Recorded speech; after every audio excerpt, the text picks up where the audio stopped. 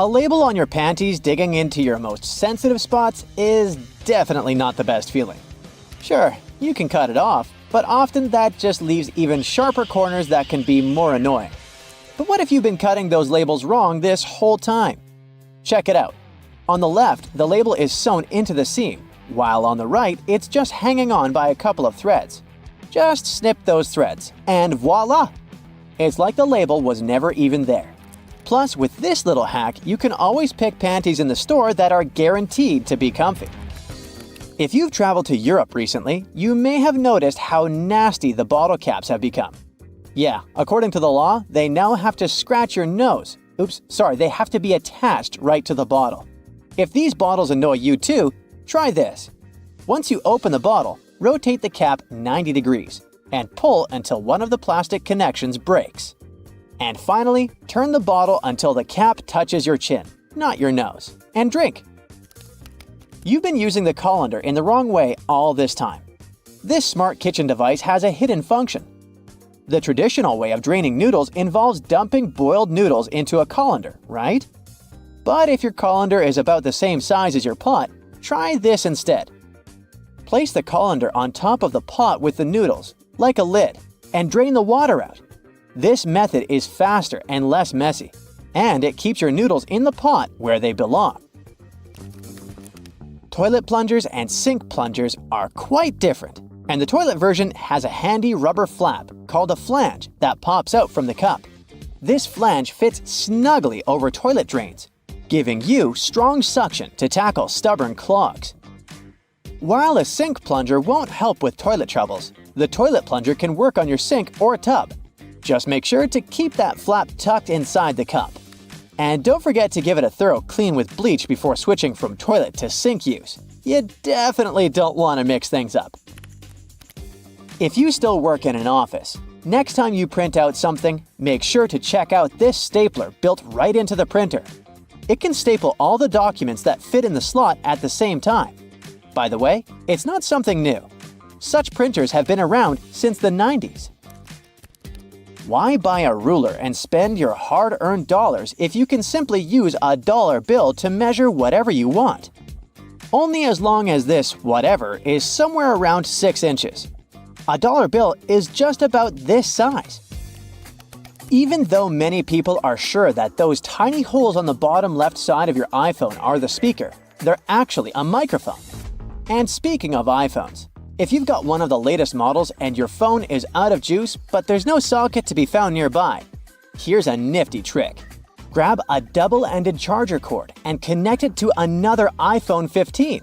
Boom! Your phone gets a little power boost. I bet you've noticed that the hook on a tape measure is a little loose. Well, that's intentional. The hook moves just enough to account for its own thickness, ensuring both inside and outside measurements are accurate. So if you ever thought it was broken, nope, it's just doing its job. As for the hole at the end, it's for placing the tape on the edge of a nail to get measurements from odd spots. The pockets on new suits are sewn shut to keep the jacket's shape during transportation and display. Of course, you can unpick them to use the pockets, but you need to be careful with what you put there. Anything heavy can easily distort the suit's shape. The important thing, though, is to remember to cut the threads holding the back vents together for better movement and comfort. Oh, and remember to cut those tacky stitches that fasten your new coat's vent, that flap on the back. Now, that sink squeegee thing actually hides a big secret. It can store water. Many sink squeegees have tiny holes that allow water to stay inside. But why would we need that water? Oh, you can release it as you squeegee, which will help you rinse the sink as you clean it. Here's a travel tip that will help you understand U.S. highways.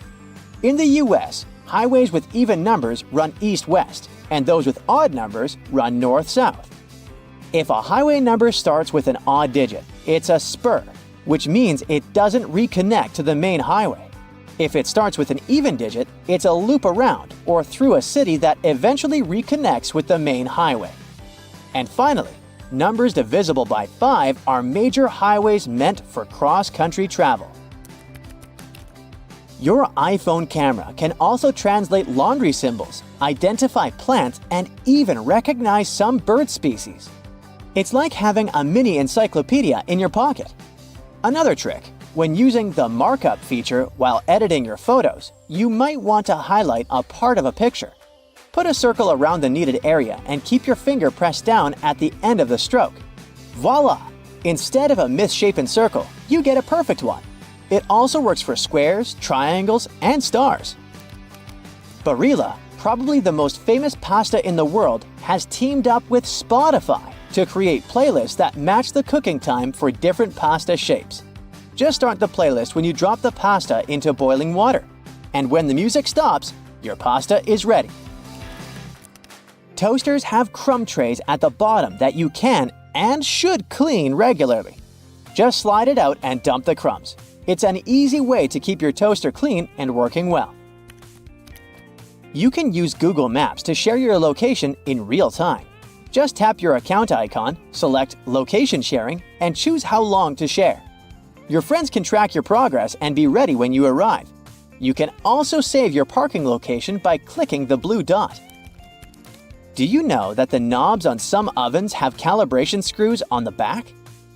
You can adjust them to get more accurate temperature control. It'll definitely help you avoid overcooking or undercooking your meals. In non-prepaid gas stations in the US, try pressing Enter before swiping your debit or credit card. It'll take you to the prepaid screen, and you can enter the amount you need manually. If you're drinking outside on a windy day, place some coins in an empty cup, and then put the cup you're drinking from inside the first one. The weight of the coins will help you keep your drink from getting blown over. Simple, but effective. Once you've peeled your potato, you might spot some tiny divots, known as eyes, that still have some skin on them. Many peelers come with a handy scoop designed to tackle these little guys. Just take the scoop, dig in, and pop them out. Easy peasy. Your favorite potato recipe will be totally eye-free in no time. A cell phone's camera can help you to figure out whether your remote is working. The camera is sensitive to infrared, so you just need to turn it on and point the remote at the camera while pressing the remote's buttons. You'll see the LED flashing in response. If you spot nothing, something is definitely wrong with the remote. Bonus fact here: white vinegar isn't just for cooking. It's also the real laundry hero. If you add it to your laundry, it'll take out all the bad smells from your clothes. The amount to add can be anywhere from a splash to a cup during the wash. And don't worry about the vinegar smell. It washes away completely, leaving your clothes fresh. It's also great for removing hard water buildup. Now, doctors recommend risking your life at least twice a day. I mean, brushing your teeth at least twice a day. But you see, the seemingly harmless toothpaste that peacefully chills on every American counter poses a life-threatening danger because of one not-so-harmless ingredient, sodium fluoride. Now, don't get me wrong, not every toothpaste out there contains it, but most of them still do. But don't rush to the bathroom to trash your tube. If you swallow a tiny pea-sized glob, it isn't fatal. I'm talking about larger quantities. A toothpaste tube has only 0.15% fluoride. To send you running to the hills, you must consume around 8 tubes one by one, so technically, toothpaste is totally safe. Let's go and look for more dangers at your place, shall we? Personally, I don't have this one, but if you happen to have a CFL light bulb, you gotta be extremely cautious with it. The thing is, many of those bulbs are made with mercury. If such a bulb breaks, you gotta start by turning off your ventilation system. Otherwise, the contamination will only get worse. Make sure everyone has left the room, then open a window to allow for fresh air circulation. Finally, clean the area where the bulb shattered. Be careful to address both wet and dry surfaces and contact specialists. Mercury vapors are definitely the biggest concern when it comes to this element. Take, for instance, a case of 2008, where a 55-year-old guy in Oklahoma tried to extract gold from old electronics using liquid mercury. Unfortunately, he inhaled too much vapor and sadly passed away just 10 days later. The contamination was so severe that they had to completely gut his house. Now, you definitely don't want your favorite clothes to get ruined by moths. so you might grab some mothballs to exterminate them. But watch out, those mothballs can exterminate you too. They usually contain chemicals like naphthalene or paradichlorobenzene. When these get into the air, they turn into gas. That strong smell you associate with mothballs kicks in. Those fumes can actually irritate your eyes and lungs, and may even cause headaches, dizziness, and nausea. Plus, there are concerns about these chemicals being the cause of major conditions that even modern medicine can cure. Naphthalene is especially risky because it can break down your red blood cells, leading to a condition called hemolytic anemia. So try to swap those balls for good old lavender. Moths aren't big fans of it. Now, it's super important to keep an eye on the plants you bring into your home, because some can be surprisingly harmful. Take Dieffenbachia, commonly known as dumb cane, for example. Rumor has it that its sap can cause your tongue to swell up so much that it can block your airway. But can it really? Yes and no. It's true that this plant contains poisonous, tiny needle-like crystals called rapides, but they require someone to actually chew on a leaf first before any fuss happens. Otherwise, you might just feel a brief burning sensation or observe some skin redness. In rare cases, you might see some swelling in the area that touched the plant. Generally, just a little nibble leads to mild discomfort, so please don't snack on your potted plants. This warning is more for the safety of your pets, especially cats. Now, if Dieffenbachia stays in contact with the mouth for too long, it can cause some serious pain that might linger for days or even weeks. In those cases, a trip to the hospital might be necessary, especially if the throat gets affected, as that could impact breathing. But don't believe the hype that Dieffenbachia is a lethal poison. That's just an urban legend. The bottom line? One must be really dumb to get poisoned by a dumb cane. Now, using a power washer can be more dangerous than you might think. The intense pressure can lead to serious injuries, and the high-speed spray can kick up debris that might cause even more harm. If you do get injured, infections can set in quickly, and without timely medical care, things can get really serious. Think severe complications, potential limb loss, or even worse. But honestly, it's not that scary. Just don't overdo it with pressure. Here's a friendly tip. Don't skip out on your weekly house cleaning, especially when it comes to the bathroom. The longer you put off cleaning it, the more risky it becomes. Bathrooms are notorious hotspots for bacteria, which makes regular cleaning essential. You definitely don't want those unwelcome guests like norovirus, E. coli, salmonella, or even Staphylococcus aureus hanging around, along with those molds and mildews. Just put things into perspective. An average toilet seat can host over 200,000 colony-forming bacteria. And here's another thing to keep in mind. If you're not careful while cleaning, you can accidentally create a dangerous situation. Mixing bleach and ammonia can release a toxic gas called chloramine. Those fumes can lead to some pretty nasty symptoms, from shortness of breath to fluid in your lungs. Guess what? If it happens, you will probably kick the bucket. And I'm not talking about the one you use for cleaning the floors in the bathroom. On a sweltering summer day, having air conditioning is definitely a blessing. But don't let that trick you into thinking there aren't risks involved. If your AC is on the older side, it can lead to various issues. For example, the ductwork and filters can trap harmful mold, bacteria, and allergens. If those aren't addressed, folks in your home might end up dealing with coughing, wheezing, or a stuffy nose. Plus, an aging AC unit can pose a fire risk. Older components tend to generate more heat as they try to keep up, and if they're not replaced, you could end up with a potential fire hazard. Faulty wiring is another concern, as many wires are tucked away in hard-to-reach spots, making them tough to inspect. So, if you have an older AC, it's a smart move to have it cleaned properly and ensure that its parts and wiring are up to date to avoid any fire risks. Snuggling under a cozy electric blanket when the weather turns chilly sounds like a dream. But if electric blankets get too hot, they might lead to burns. This risk is particularly significant with older models that don't have an automatic shutoff feature. So the best way to use such a blanket is to warm up your bed and then turn it off before you crawl in. There's also the concern of heat stroke, linked to the use of an electric blanket. Once, 2 people were discovered unresponsive in their beds beneath electric blankets. The first person's body temperature reached an alarming 106.2 degrees Fahrenheit, while the second person's temperature was 105.8 degrees Fahrenheit. So while these blankets offer comfort, it's crucial to use them wisely.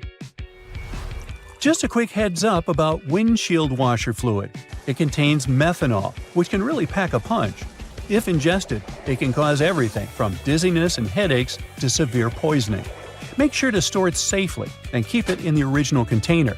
Never transfer it to unmarked bottles. It can easily be confused with water and other harmless liquids, and that's a big no-no. Methanol is super toxic.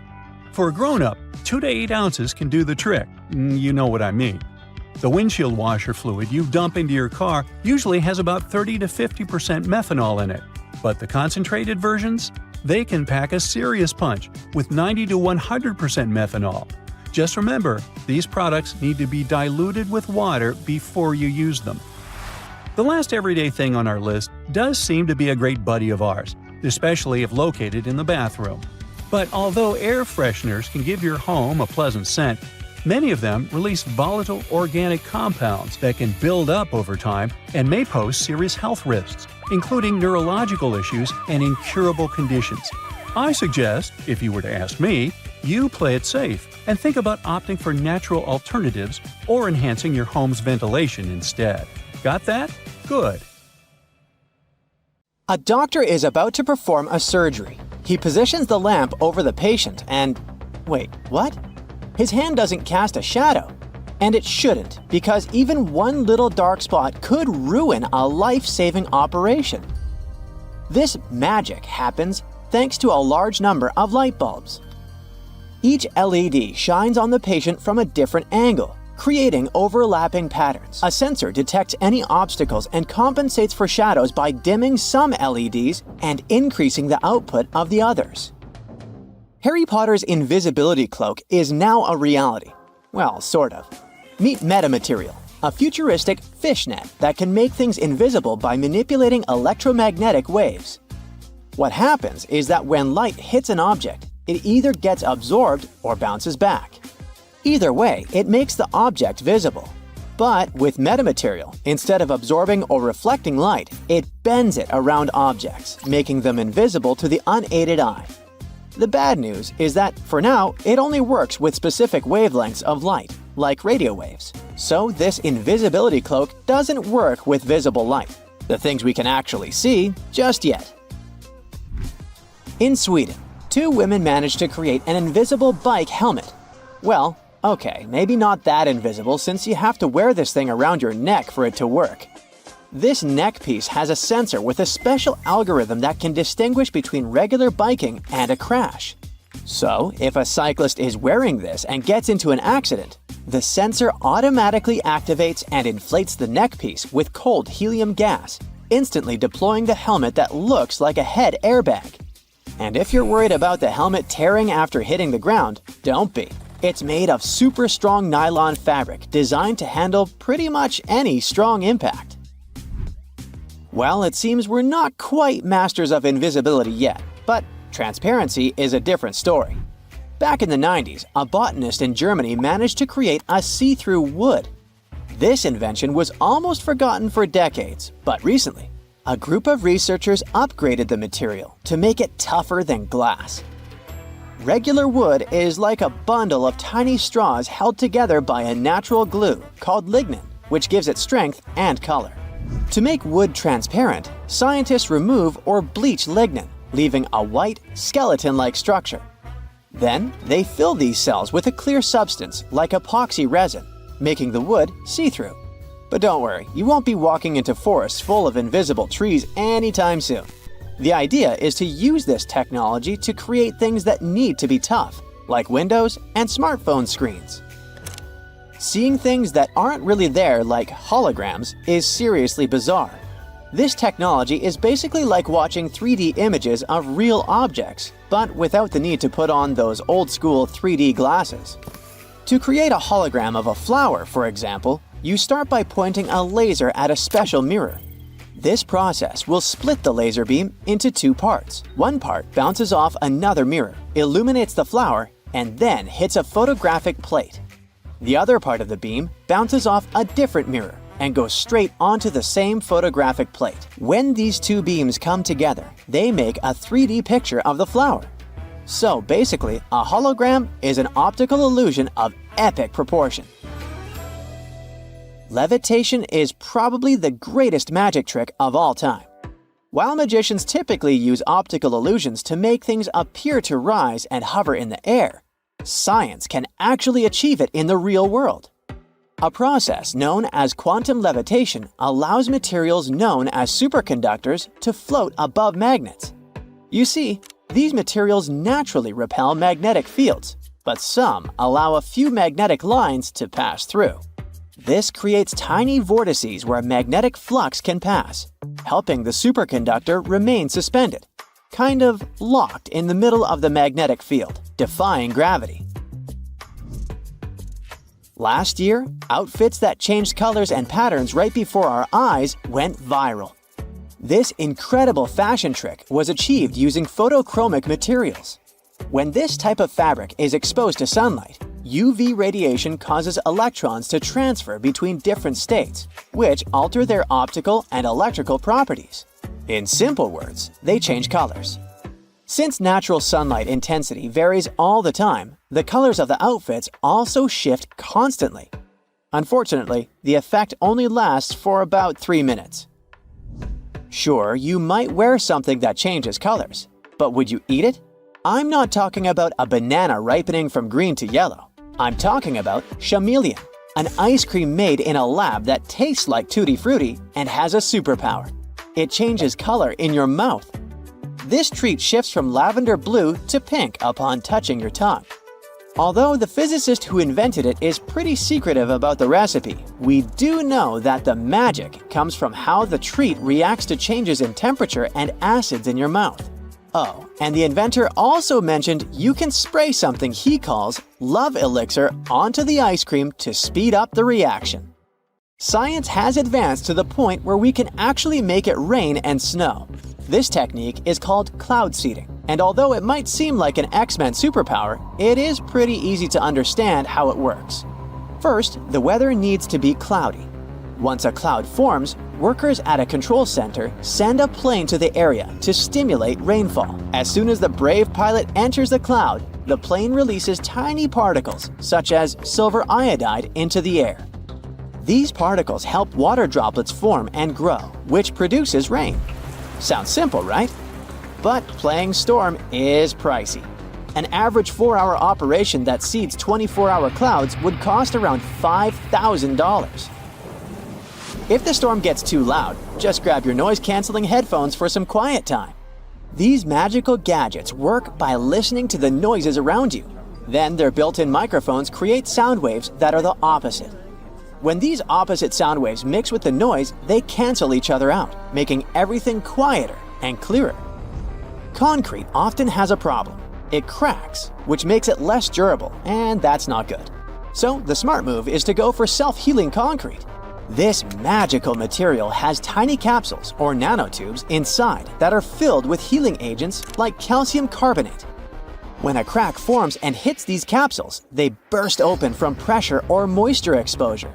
This releases the healing agent into the crack, where it mixes with things in the air like water or carbon dioxide to toughen up the concrete again. If you're planning to build a house, you should consider using a 3D printer. I know it might sound crazy, but nowadays it's completely possible to print an entire 500 square foot house in just 24 hours. It kind of works the same way as a regular 3D printer. First, you design the house plans on a computer. Then you send it to print. That's when colossal robotic arms come into play, laying down layers and layers of a special concrete mixture that harden as they go. Magic sand may look like an innocent toy, but it defies logic. I mean, it is sand that remains dry even underwater. But here's how it works. The sand is coated with a hydrophobic compound, which causes the grains to stick together and form cylinders when submerged in water. So if you put the sand in an aquarium, for instance, this compound will create an air pocket around the sand, keeping it completely dry. Talking about toys, Did you have a boomerang when you were young? It is pretty fascinating how it always comes back into your hand. The trick behind it lies in its L shape. A boomerang is designed with 2 or more wings positioned in a special way so that when it spins, it generates unbalanced aerodynamic forces that curve its path into an ellipse, allowing it to return to the spot from which it was thrown. Of course, this only works when it's thrown correctly, so maybe it's better to avoid using it altogether, especially inside your house. So listen, if you don't want your next barbecue party to end up at the emergency room, you might want to get rid of that wire brush you used to clean the grill. Over 100 people have to seek medical help because of it every year. Those brass and steel bristles easily separate from the brush and stick to cooked food that ends up in your mouth. With each swallow, they go deeper and deeper. They can poke into or puncture the lining of your mouth, throat, and esophagus, or somewhere else down your intestinal tract. The symptoms this causes could be signs of many different conditions, and because of their tiny size, the bristles are really tricky for doctors to spot. So you can lose the precious time to solve the problem at an early stage. In some cases, one ER visit can solve the problem, but if the bristle moves into deeper tissues, say into your neck, chest, or abdomen, well, it could start an infection, and you'd need some complex surgery to save your life. That was the case for a 63-year-old lady in Michigan. She was eating a hot dog grilled by her husband, and she felt something was wrong from the first bite. She could barely swallow the food because of an unusually painful sore throat and had to see the doctors for help. They sent her home after an inspection, but the symptoms only got worse and worse. A CT scan several months later showed the problem was some tiny metallic object that looked like a piece of hair at the back of her throat. The doctors were able to remove it during surgery. So, to play it safe, take good care of your wire grill brush and inspect it before putting food on it. If you see any loose or dangling wire bristles, get rid of them. If this sounds like too much work, just toss that brush altogether. There are some safe alternatives to it, like wooden panels, pumice stone, nylon bristle brush, or liquid grill cleaner.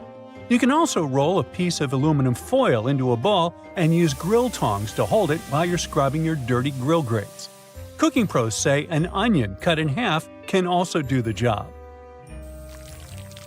The caterpillar that arrived at your barbecue party as an uninvited guest might seem cute and harmless, but not all of them are safe to pick up and play with. There are several types of venomous caterpillars in the US alone that can give you a hard time. Any brightly colored caterpillar that has a spine, bristles, or looks fuzzy could be venomous, and you're better off not touching it. Many caterpillars are equipped with hairs or spines, which are connected to poisonous glands. They often hide on the underside of the leaf, so you could easily miss it. So, when you're doing some work in the garden, it's a good idea to wear gloves and clothes with long sleeves. Your skin will thank you for it. If you get stung by accident, use any sticky tape to remove the hair or spines, and then just wash the affected spot with soap and water. If you plan to go swimming or boating to cool down after the party, remember that algal blooms aren't just a freaky splash of color in the water, but a real problem. They're toxic and can cause a lot of trouble for you and your pets. The symptoms will be less than pleasant, and will involve you spending a great deal of time in the bathroom. Algae bloom means there are plenty of bacteria in the water, so don't swim in it and don't drink the water, no matter how thirsty you are after all the swimming. And if you happen to get some ingested water on your skin, take a long shower with clean water immediately. The media should report cases of dangerous algae blooms in your area, so make sure to check it before you hit the nearest lake. Wild parsnip might not appear in your summer nightmares, but this yellow-flowered plant can do some really mean things to your body. It contains a substance called solarant, and when you accidentally touch it and then enjoy a walk in the sun, the effect it will leave on your skin will be as nasty as the name Sorolent. And you could have dark red or brownish discoloration on your skin for months after your unwanted rendezvous with the plant. It's mostly active and mischievous between May and July, so watch out. Alright, a garden hose must be completely safe as, unlike the grill brush, it doesn't have any small metallic parts, right? Well, when you leave it hanging out in direct sunlight, the water inside can heat up to 120 degrees Fahrenheit. If you spray someone with water this hot, their skin won't love it. It's especially dangerous for youngsters and pets. So, if you see someone blissfully unaware, grab the hose, take it from them by force if needed, and let the water run for a few moments before you let anyone play with the hose. It's for their own good. The intense sun can also heat up all the bad chemicals the hose itself contains, like lead and phthalates. So, check what yours is made of and replace it with a safer version that's labeled lead-free or drinking water safe if you plan to use the water for drinking or playing. And if you already have a safe version, but suddenly smell a terrible odor, it could be the algae and bacteria that just love stagnant water. If it comes into contact with your skin, or you swallow it by accident, you could have some serious health problems.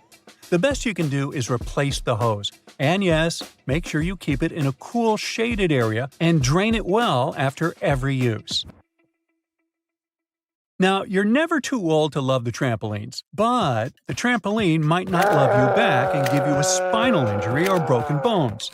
Almost 100,000 injuries like this with young users happen every year because they're so easy to fall from or land in the worst possible way during a somersault or a flip. The biggest risk of trampoline trouble is when more than one person is using this fun contraption. Nearly 75% of all accidents with trampolines happen when two jumping youngsters crash into one another. And no, some netting or padding really can't save the day. If you want to keep things safe, make sure there's always only one person at a time on the trampoline. You're going to need to install shock-absorbing pads that completely cover the trampoline's metal frame, springs, and hooks. If you see any signs of the padding getting too old, like tears and fraying, you need to replace it immediately. Make sure the trampoline stands on level ground and isn't too close to other structures and trees. A slide in your backyard, no matter if it's made of metal or plastic, can turn into a frying pan under the sun and can heat up to 189 degrees Fahrenheit. So, before you jump on it or let someone else do it, check the temperature of the whole thing top to bottom. And even when your little sister or someone else you love is begging you to go on a ride with them, don't do it. The slide is designed for one person of a certain size. When the two of you end up tandem sliding, the smaller leg can get caught up between the bigger leg and the edge of the slide. The speed will also increase, and it can lead to all sorts of drama. Finally, no matter how tempting it feels in the hot months, don't walk barefoot on that beautiful lawn in the park or even in your own garden. You never know what's hiding in the grass, and if you step on something sharp, like a rusty nail hiding in the grass, you'll get yourself into a lot of trouble. Flip-flops aren't the best idea for everyday summer shoes either. They rarely come with arch support and can make you take shorter steps and put more stress on your body. It's just not good for your feet, joints, and muscles. Otherwise, have a great summer!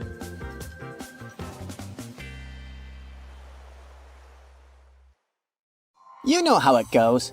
As the years pass, common knowledge slips away faster than you can say, "What's that thingamajig for?" Just think, our grandkids will probably be scratching their heads over the buttons on our old school phones. So it's no wonder that some ancient artifacts have got us all stumped too. Take a look at this funky object. Any guesses on what it is? A musical instrument, a toy, or maybe something out of this world?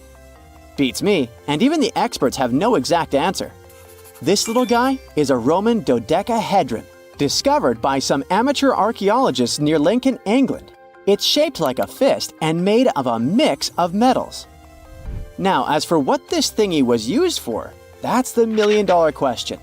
Supposedly, these guys were all the rage back in the day in northern Gaul and Roman Germany. According to some ancient maps, similar dodecahedrons have turned up in Europe, Britain, and even along the maritime Silk Road in Southeast Asia. The plot thickens as more and more of these dodecahedrons pop up. Some had wax inside, leading scientists to think they were candle holders. Others think they might have been used for knitting gloves. since none have been found in warmer regions. There's even one found in Geneva with zodiac signs etched on it, sparking some woo-woo theories about fortune-telling. And now a fresh discovery has got everyone's head spinning. Could this be some kind of sacred tool for the Romans? Who knows? Maybe it's the first multi-tool ever, invented way before Swiss Army knives were a thing. Carved stone balls from Scotland are another historical mystery. They most likely date back to the late Neolithic period and come in various types, from sandstone to granite. They're all roughly the same size and have intricate, evenly spaced patterns of circular bosses or knobs. Most of these designs have 6 bosses, but the number can range from 3 to 160. Some of these balls are more skillfully crafted than others, and a few even have extra decorations. There are over 400 carved stone balls and mostly found in Scotland, although some have turned up in northern England and Ireland. These stone balls rarely show signs of damage or use, and there are no clues that would give away their function. Most experts think they weren't practical tools, but had some symbolic or social importance, probably a sign of power or prestige within their communities. The Folkton drums are the 3 stone cylinders from Neolithic Britain, discovered in the late 19th century in a burial mound in East Yorkshire. Nothing similar has been found anywhere else in the British Isles from any prehistoric period. Each drum is decorated with unique designs covering the sides and domed tops. The decorations are mostly geometric, arranged in panels with stylized human faces peeking out from 2 of the drums. Recent studies of the artifacts using new technologies show that the designs had been carved and recarved over time. A team of experts also analyzed the composition of the drums, and it turns out that they were made from local chalk. In the late Bronze Age in Europe, long before coins became common, finely crafted metal objects served as portable wealth and symbols of high status. Across Europe, archaeologists have found all sorts of artifacts, from gold adornments worn by elites to large bronze cauldrons used in feasts. Beautifully decorated gold rings discovered in Wales are among these items. They're known as lock rings and may have been used to hold hair. Now they're flattened after spending nearly 3,000 years underground. They used to have cone-shaped openings at each end. They were found at different times, but were likely worn as a pair and buried together in a single hoard. Other Roman artifacts made of the copper alloy were first catalogued as lunate pendants. But during a recent re-examination, experts found that these items were actually small mortar and pestle sets, known as cosmetic grinders. They were used to grind minerals for makeup and were specifically designed for applying liner and shadows to the eyes. They were mistaken for pendants because of suspension loops that allowed them to be carried on a cord. These cosmetic sets from the 1st century of the current era were unique to Britain. They prove the influence of imported cosmetics and beauty trends from the Mediterranean and Roman provinces, including Egypt. The Salzburg Cube, also known as the Wolf's Egg Iron, was discovered in the late 19th century in Austria. It doesn't really look like a cube, but is more like a rounded object with 2 flat sides. Down the middle, it has a groove, and the surface is covered with pits and craters. Workers accidentally found this artifact when they blew apart a piece of coal. The coal seam it came from is thought to be over 60 million years old. The Salzburg Cube moved between museums, mysteriously vanished in the early 20th century, and then showed up again. Some researchers thought it must be a Victorian-era candlestick holder, but still, no one knows the true story of the cube or its current location. Archaeologists have unearthed an incredible historical find in Pakistan, an ancient sphinx estimated to be around 12,500 years old. The region where it was found was once a busy center of the ancient Indus Valley civilization. It had advanced urban planning, intricate art, and sophisticated drainage systems. The discovery of the ancient Sphinx is a good example of their progressive art. We all know of the Great Sphinx of Giza, but what was the significance of the Sphinx in the Indus Valley culture? Their Sphinx has designs and carvings that show scenes with their daily activities. which means it may have had a more complex role than a symbol of power or guardian. It could stand for a balance between humans and nature, or even a deity associated with agriculture. Arauca in Chile sits on the sandy dunes of the Atacama Desert, known as the driest desert in the world. Long before this coastal town was built in the 16th century, the Chinchorro people called this region their home. Archaeologists found hundreds of their mummies. Radiocarbon dating showed that these mummies are over 7,000 years old, which makes them 2,000 years older than the famous Egyptian mummies. The Chinchorro used special techniques to preserve the mummies, not just relying on the dry climate for that. And unlike the Egyptians, they didn't just do it for the elite members of their society, but for everyone, no matter what age or status they had. The local people living in Arauca now are so used to finding mummies in their backyards that they don't feel weird about living among them. In the winter of 1850, a powerful storm with extra high tides hit the west coast of Orkney, Scotland. The wind and waves ripped away the surf, covering a mound, and revealed stone-built structures beneath. A local antiquarian decided to dig up the village that he thought was from the Iron Age. He managed to unearth the remains of 4 houses and many artifacts from 2 villages. The villages had been buried under sand, so everything was really well preserved. Carbon dating wasn't a thing back then yet, so it was tricky to tell the exact age of the villages. Almost a century later, with new tech, researchers were finally able to tell that the place was actually from Neolithic times. You can still see stone dressers and box beds in the prehistoric houses. Archaeologists and historians working on the famous Terracotta Army think that it might have been inspired by or modeled on ancient Greek sculptures. It would mean there was a cultural contact between East and West much earlier than we thought, long before the Silk Road trade route. There was probably Western influence in China during the era of its first emperor, who took the throne in 246 before the current era. Before that time, China didn't have a tradition of building life-sized sculptures. Earlier terracotta soldiers were much smaller, less than 10 inches tall. Greek artists might have even been present to train Chinese sculptors. Trains used to make people mad. During the Victorian era, there was this rumor that the swaying motion of train carriages made passengers, especially men, go a bit crazy, leading to some strange and dangerous behavior. The so-called railway madness was supposedly triggered by the noise of the train. To make things worse, carriages were locked for privacy reasons back then, so people found themselves stuck in tiny spaces with lunatics who could snap at any moment. If you see someone putting ketchup on some car, it doesn't mean you're witnessing them preparing a prank. It means they're just taking care of their car.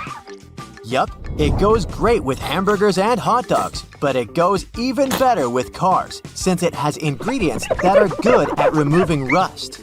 Rust occurs when the metal gets exposed to moisture, oxygen, and heat, and due to weather conditions, it's hard to avoid it. When you leave rust for a longer time and don't deal with it, it will continue to degrade the metal. So, you need to get rid of it before your car becomes physically useless. That's when ketchup comes in.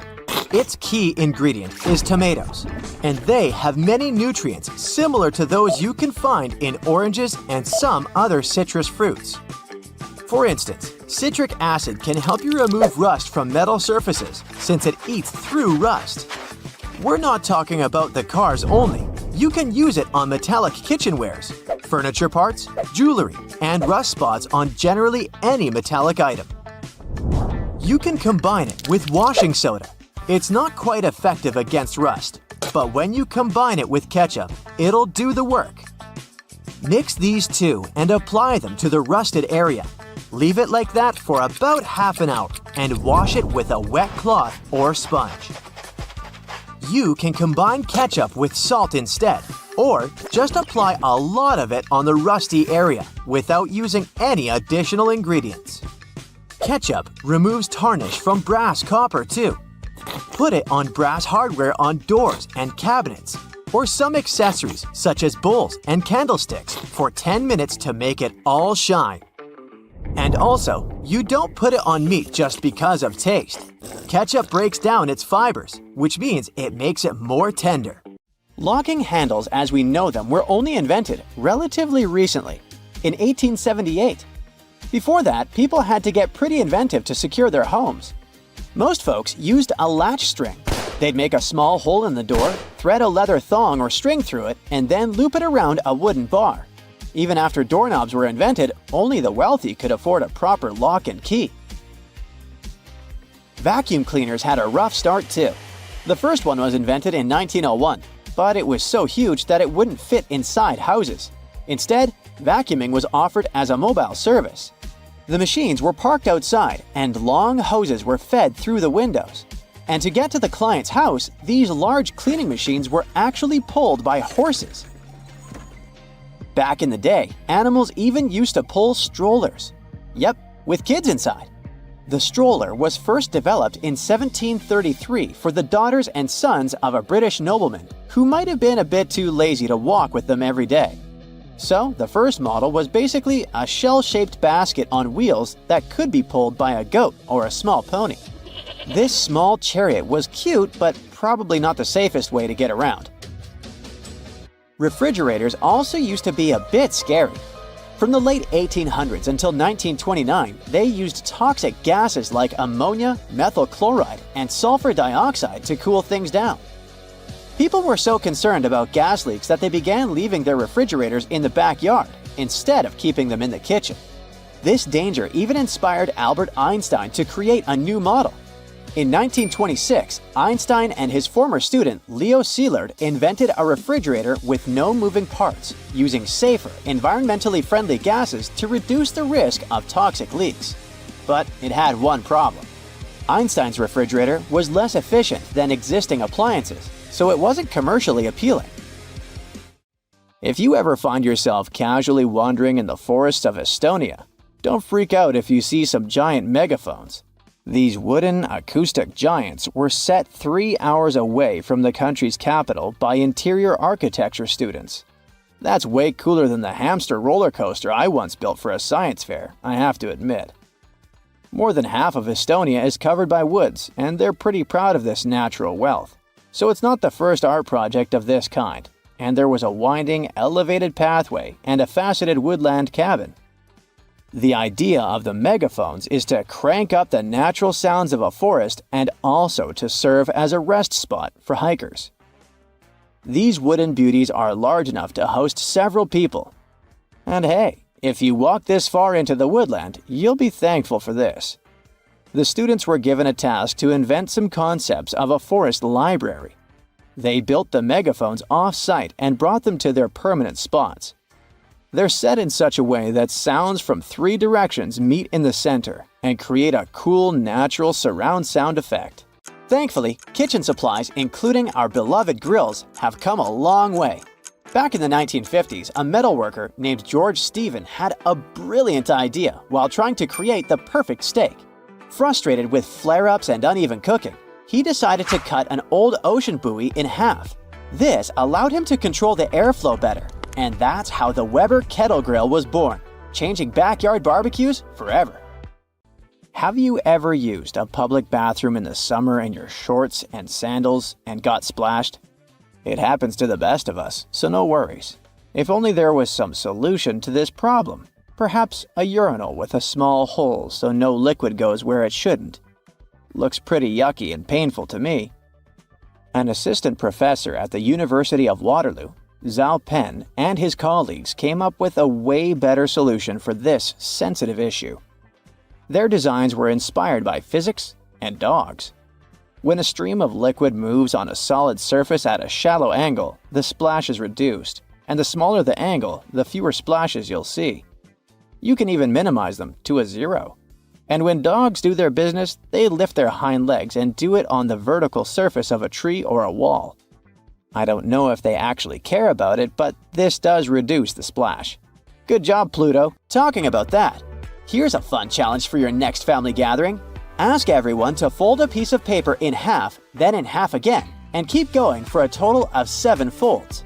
Spoiler alert, they probably won't succeed. That's because each fold makes the paper thicker and thicker. In fact, if you had a huge sheet of paper and folded it in half 50 times, it would end up being about 62 million miles thick, which is about 2/3 of the way from Earth to the Sun. So yeah, it's impossible.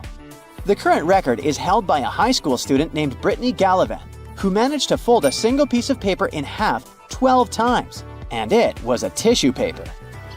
The USB symbol, looking like a trident, has always sparked multiple speculations about its origin. One popular idea is that it represents Neptune's trident and symbolizes power and adaptability. But there's also a little bit less exciting theory.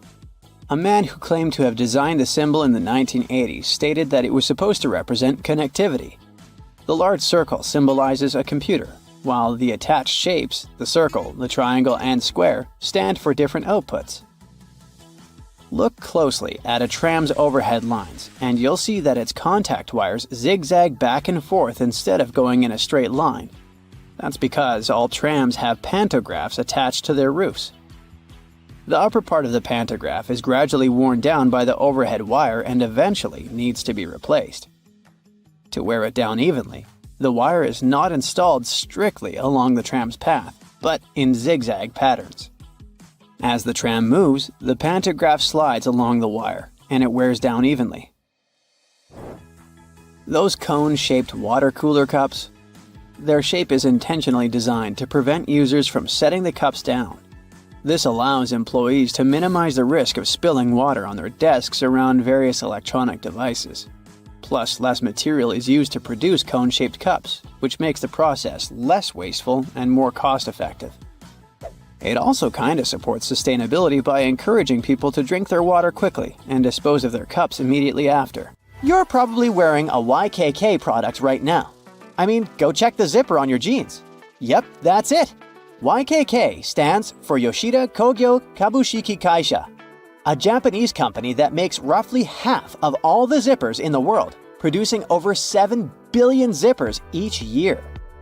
Originally called hookless fasteners, they became known as zippers after a pair of rubber boots that could be fastened with a single zip became popular in 1923. The name stuck because of the high-pitched zip sound they make when used. Despite a popular myth, household batteries don't actually contain liquid, and if you accidentally cut them open, no toxic liquid will spill. Most of them are dry cell batteries, which are made of electrochemical cells. Those convert chemical energy into electrical energy. Larger batteries often house numerous small cells within them too. Even Tesla vehicle batteries consist of multiple small cells. When combined, they easily provide the necessary voltage. Did you know that nail polish used to be a status symbol? In ancient Egypt, queens like Nefertiti and Cleopatra were famous for their red nails, while lower-ranking citizens were only allowed to wear pale shades. You'll probably agree that there's no better snack than a pack of chips. Some are flat, others have ridges. Is it just aesthetics? Not really. The main purpose of those lines on some kinds of chips is to help with the distribution of spices and seasonings. In other words, all those substances that make your chips taste like cheese are mostly stored inside the lines. Plus, the lines make chips crunchier. This item here was also popular in ancient Egypt. What looks like a weird bench was actually a weird type of pillow. Back then, headrests were made from materials like wood, ceramic, and stone. Unlike our comfy pillows today, those ancient ones were used to protect people's hairstyles. That way, their hairdos stayed neat, even though they had a very uncomfortable night. If you've left a pot on the stove and your food burned, once again, take ketchup. Its acids will ease all the scrubbing and help you with grease. Just leave it over the night and you'll be able to wash the pot more easily. Or keep those small packages of ketchup we all end up having from fast food orders in the freezer. The ketchup won't be as hard as an ice cube as it freezes. So it will be good for soothing insect bites or similar things. For 8 centuries, forks were considered cursed and nearly forbidden in the West. The first models were used by the elite in the Middle East and the Byzantine Empire. and they made their way to the West in 1004, thanks to a noblewoman named Maria Agrippina. People were pretty shocked by it, to say the least. So when she passed away just 2 years later, everyone blamed the fork, thinking it was some kind of divine punishment. By the way, its name comes from the Latin word furca, which means pitchfork. Next on our list is Nike's iconic moon shoe, but I'm talking about the unique pattern of its sole. Back in the 1970s, Nike co-founder Bill Bowerman was making waffles for breakfast with his wife when he had a sudden idea to pour a plastic material called polyurethane into the waffle iron. The machine was ruined, of course, but I guess it was worth it since that's how the first Nike waffle trainer was born. I mean, its sole. That clear fluid in gel pens is called the ink follower or stopper fluid. The gel in such pens contains pigment particles dissolved in a polymer solution. The main task of the stopper fluid is to be a barrier to prevent the gel from evaporating or leaking out. Without this transparent fluid, your gel pen wouldn't function. The fluid always stays in one position and doesn't get dissolved with the gel. Neither does it move backwards or flow out of the pen. Let's move on to another favorite snack, popcorn. These days, cinema and popcorn go hand in hand, but it wasn't always this way. In the 1920s and 1930s, movie theater owners were hesitant to allow snacks in their theaters. They were worried about the mess and the crunching noises interfering with movies. Plus, popcorn used to cost only 5 to 10 cents, so they didn't see any financial benefit. But savvy street vendors saw a big chance. So, they got their own popcorn machines and started selling them outside theaters. That's why popcorn probably became the original clandestine movie snack, and theater staff would even have to check if people were hiding bags of it in their coats. Have you ever helped your friends move into a new apartment in a building without an elevator? Then you're gonna love this one. Houses in Amsterdam have hooks on top. This is a medieval invention for pulling stuff up the houses. The simple tech consisting of a wheel and a rope still functions now, centuries later. Why not just use the stairs? Well, if you get inside one of those narrow Amsterdam buildings, you'll see there's hardly enough room to comfortably ascend, and you can forget about even trying to pull a table on top. Back in the medieval ages, pretty much like now, only rich people could afford housing around the canals in the best parts of the city. Those people were mostly traders and used the canals for their business. They stored goods in the same houses they lived in, and with regular floods, they had to find a way to keep the goods dry. And that's why they needed to invent something to lift furniture, goods, boxes, instruments, and food on the upper floors, and pull it in through fully open, wide windows. The lifting tech is one of the reasons the houses in Amsterdam are leaning forward. This position helped keep both the lifted stuff and the walls and windows safe during transportation. They didn't have to touch each other. The gables also assisted in the process and had to be made firm to withstand all the heavy weight. And in case you're wondering what gables are, they're sections of wall between the edges of a dual-pitched roof, typical for Amsterdam. Sticking with old-school fun, it's time to talk about cards. So, have you ever wondered how many times you need to riffle a deck to shuffle it completely? The answer is 7 times, according to math.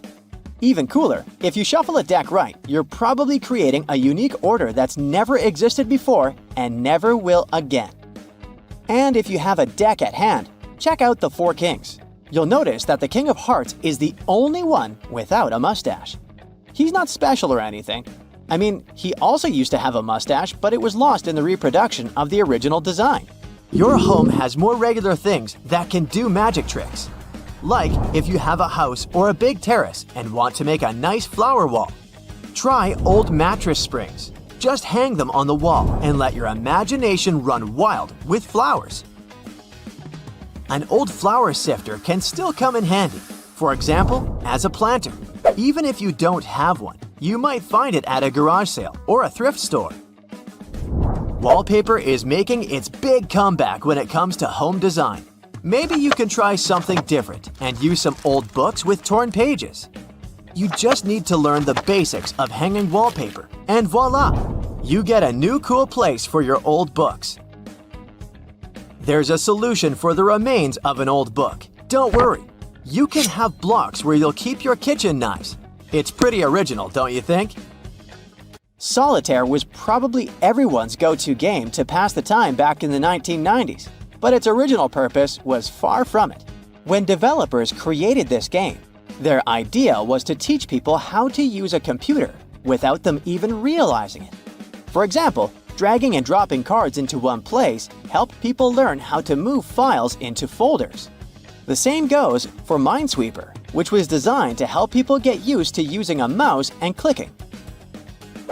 Cleaning blinds can be frustrating, but the next time you do it, try doing it with a sock over your hand. Hands are kind of perfectly shaped for getting all those nooks and crannies on the blinds, and the sock will do the rest. Here's something you wouldn't expect. Ice cubes can help you remove gum from carpet, clothing, and hair.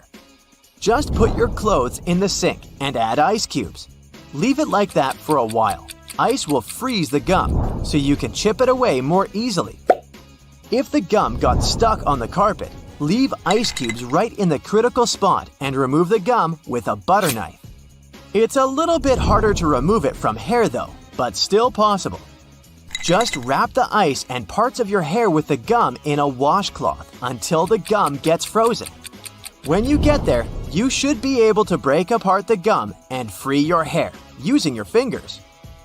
Or, next time you have to deal with a splinter, just take one ice cube to numb that area before you even start doing anything. You might have noticed that movie theater seats are almost always red. This choice isn't random. It has strategic importance, which is rooted in visual science. The thing is, red light has a longer wavelength. It means that it's the first color to disappear in low light. It allows the audience to concentrate better on the screen once the movie begins. Such a design choice enhances the viewing experience by minimizing distractions. Speed bumps are crucial for pedestrian safety, but at the same time, they can seriously increase car emissions due to the non-stop acceleration and deceleration they cause. To address this issue, some cities like London are testing fake speed bumps. Those are optical illusions painted on the road. They look raised from a driver's perspective, but in reality, they're flat. Authorities hope that this approach will slow down drivers without having a negative impact on the environment. Soda bottles are always filled in such a way that there's some space between the liquid and the cap. That's because soda contains carbon dioxide. It's a gas that can expand once the bottle's heated. If there's no gap in the bottle, it can break because of the pressure building inside. Also, when you open your drink, the gases go out in the form of bubbles, making the drink overflow. The gap helps with this problem too. If you're more into Angry Birds, Candy Crush, and other mobile games, that's totally normal. After all, more people have access to cell phones than to toilets these days. But not many of us stop to think about how disgusting our phones can be. The natural bacteria from our skin and the oils from our hands get transferred to our phones with every touch, swipe, and tap. This makes phones about 10 times dirtier than toilet seats. Yikes! You see these blades? They have notched corners to make your cutting experience smoother. Ooh! The front edge notch helps with separating blades during manufacturing, while the trailing edge notch helps the blade glide easily. And a fun fact, that notch on the front also helps you spot unused sections of the blade. Just a little visual indicator to make your life easier. When it comes to silver versus black blades, they're both made from the same stuff. But black blades are sharper and are better suited for cutting through tough materials, while silver blades strike a balance between cutting power and durability. If you want that extra cutting oomph, go for black. Oh, almost forgot. The only thing those blades aren't meant to cut is food. It has a rust-proofing oil coating, which is not safe for humans. Check this one out. It's totally giving me childhood vibes. Now, I remember my grandma having tomato-shaped pincushions just like this, and sometimes they would look more like a salad, with a little pepper thrown in there. Well, believe it or not, this salad actually has a purpose. The tomato keeps your pins in place, while the pepper keeps them sharp. Those peppers are filled with sand, which helps keep your pins nice and sharp. And it's not just sand. Crushed walnuts can also be used to keep your pins in tip-top shape. Now look at this multiple pocket tool and this little hook on it. It's a bit of a mystery, but it's actually pretty handy. I counted at least 4 different applications. 1. You can use it to carry all sorts of awkward stuff, like camping gear or heavy parcels. 2. Need to twist some wire or play around with knots? The parcel hook has got you covered. 3. This hook can save the day with those stubborn zippers, like the ones on your luggage. 4. It's great for pretending to be a budget version of Captain Hook. If you know more applications, let me know in the comments. Apple users, with this feature, you'll never get laundry surprises again. Now, I bet you've had this situation at least once in your life. You wash your stuff, and when you take it out of the washing machine, the size seems to only fit your cat. Your iPhone camera can actually translate those funky laundry symbols for you. There are 2 requirements though. You must have iOS 17, and your phone must be in English. Take a photo of the care label, go to the Photos app, and see the details of the image. Everything will be automatically decoded and explained to you.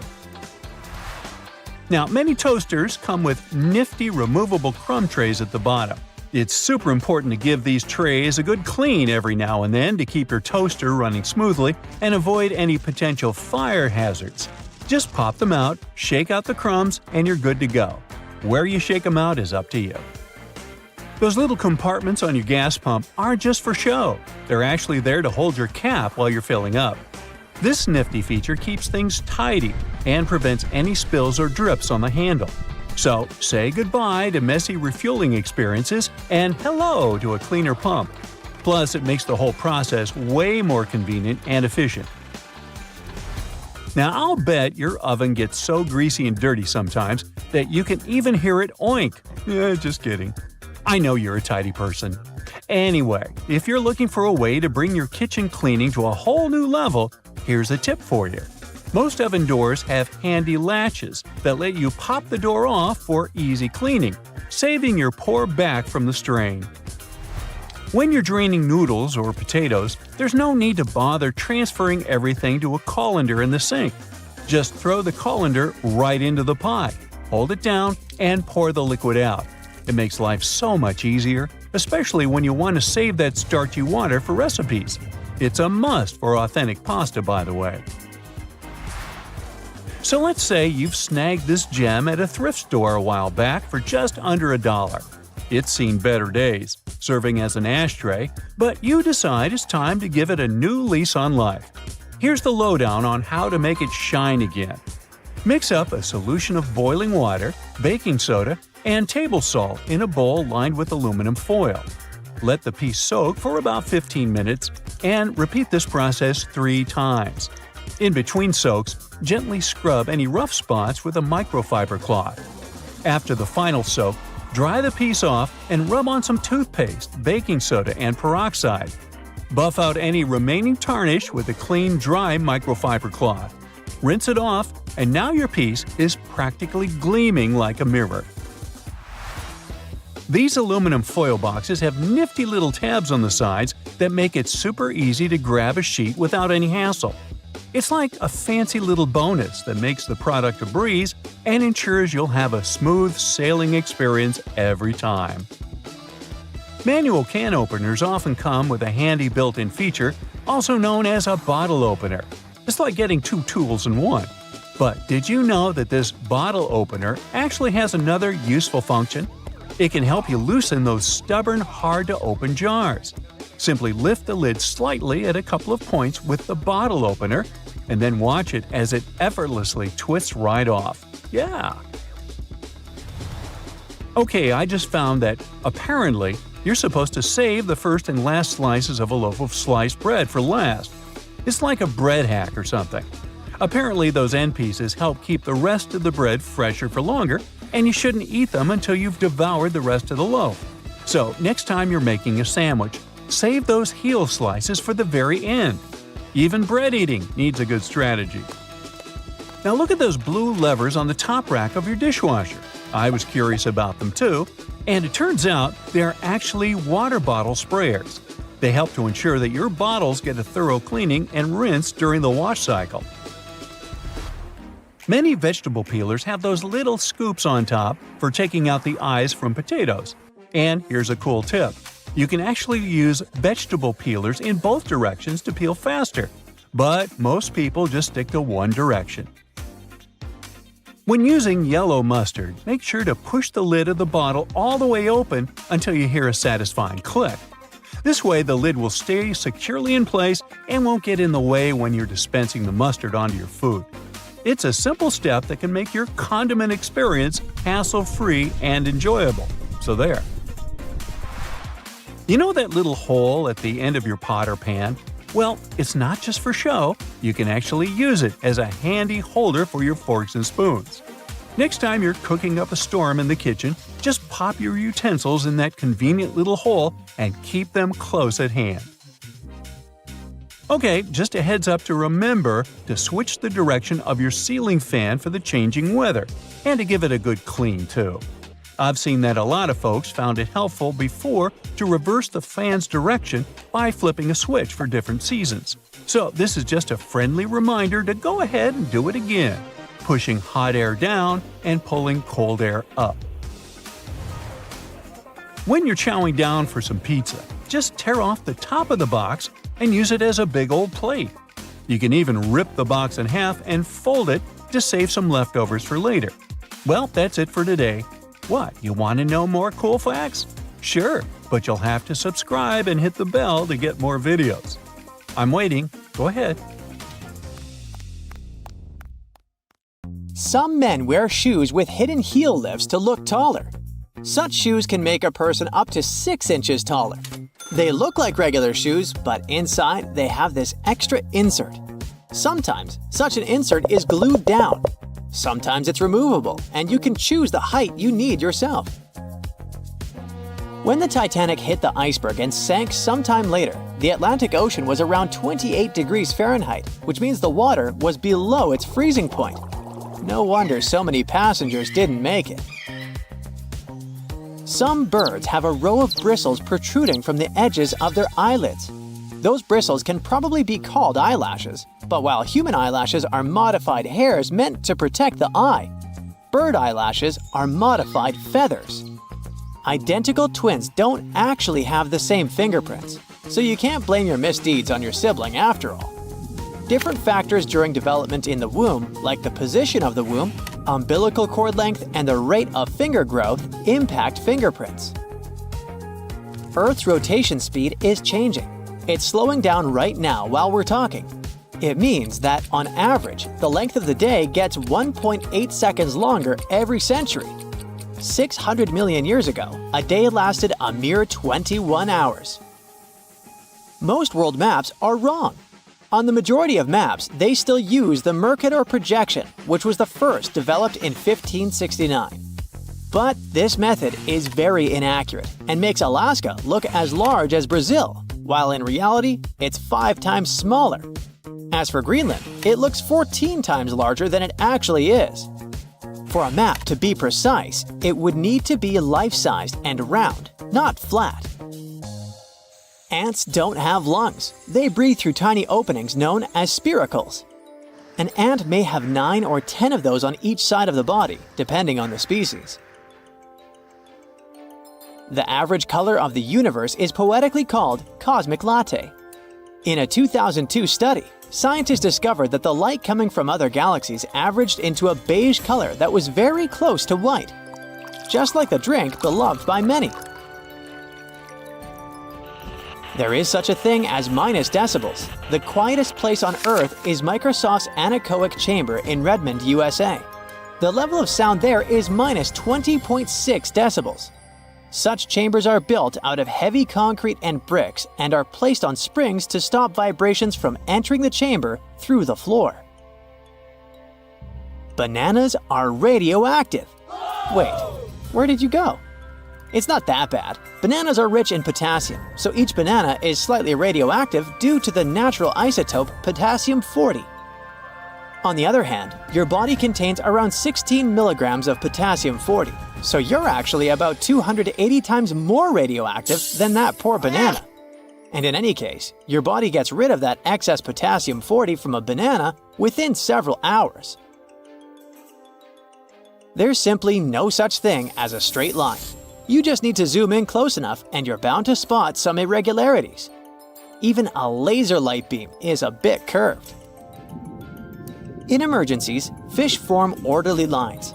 For example, when evacuating through narrow spaces in dangerous situations, school of neon tetrafish queue so that they don't crash into one another or clog up the line.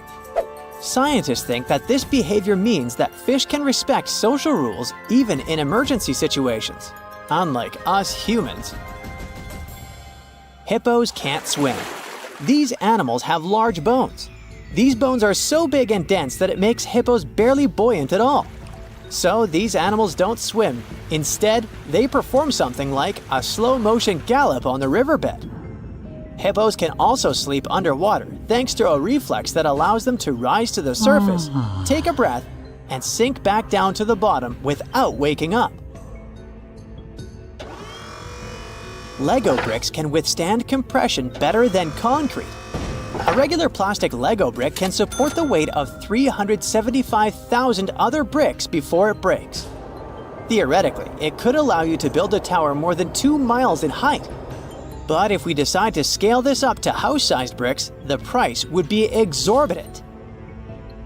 If you ever go to space, you can take your yo-yo with you. In 2012, NASA astronaut Don Petit took a yo-yo on board the International Space Station and used it to show some tricks. You see, a yo-yo mostly relies on the laws of conservation of angular momentum to perform tricks. And if you keep the string taut, these laws apply in microgravity too. There's a theory that claims that we sweat when we're anxious to alert the brains of other people that they're primed for that danger that's making us feel anxiety. Brain scans have revealed that when you sniff the sweat produced by a panicking person, regions of the brain responsible for emotional and social signals light up.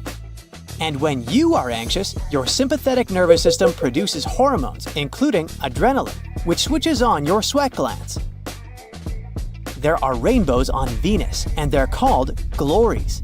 A glory looks like a series of colored concentric rings and is caused by the interference of light waves inside droplets rather than the process of reflection, refraction, and dispersion of light, which produces rainbows. Protons look like bagels, spheres, peanuts, and rugby balls. In other words, protons come in different shapes and sizes. Their appearance changes based on the speed of quarks, smaller particles within them. If you look at the moon while being in the southern hemisphere, it will seem to be upside down, and the man on the moon will look more like a rabbit. You will remember more of your dreams if you sleep badly and wake up many times throughout the night. You're also more likely to remember your dream if someone or something wakes you up in the middle of it. Dogs tilt their heads while listening to people to pinpoint familiar words like walkies more effectively. It also helps them to understand the tone of your voice better. There's also an idea that if a dog doesn't tilt its head often, it's because it relies more on sight and less on sound. Mirrors facing each other won't produce infinite reflections. Each next reflection will be darker than the previous one, and eventually, they will fade into invisibility. Mirrors absorb just a fraction of the energy of the light falling on them, so the total number of reflections mirrors can produce is around several hundred. You can smell ants, since many species of these insects produce strong-smelling chemicals when they feel threatened or angry, or when they're being squished. Trapjaw ants release a chocolatey smell when they're crushed, and citronella ants give off a lemony odor when they're threatened. Giraffes hum when they want to communicate with each other. Researchers think that this low-frequency humming might be a form of contact call between individuals that have been separated from their herd. It can also help giraffes find each other in the dark.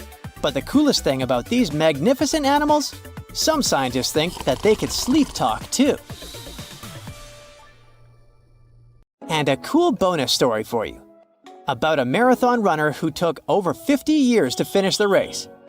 Japanese marathoner runner Shizo Kanekuri was selected as one of the 2 athletes that Japan could send to the 1912 Stockholm Olympics. But Kanekuri shockingly disappeared during the marathon race. It turned out that after a rough 18-day-long trip to Stockholm, first by ship and then by train, the man was exhausted.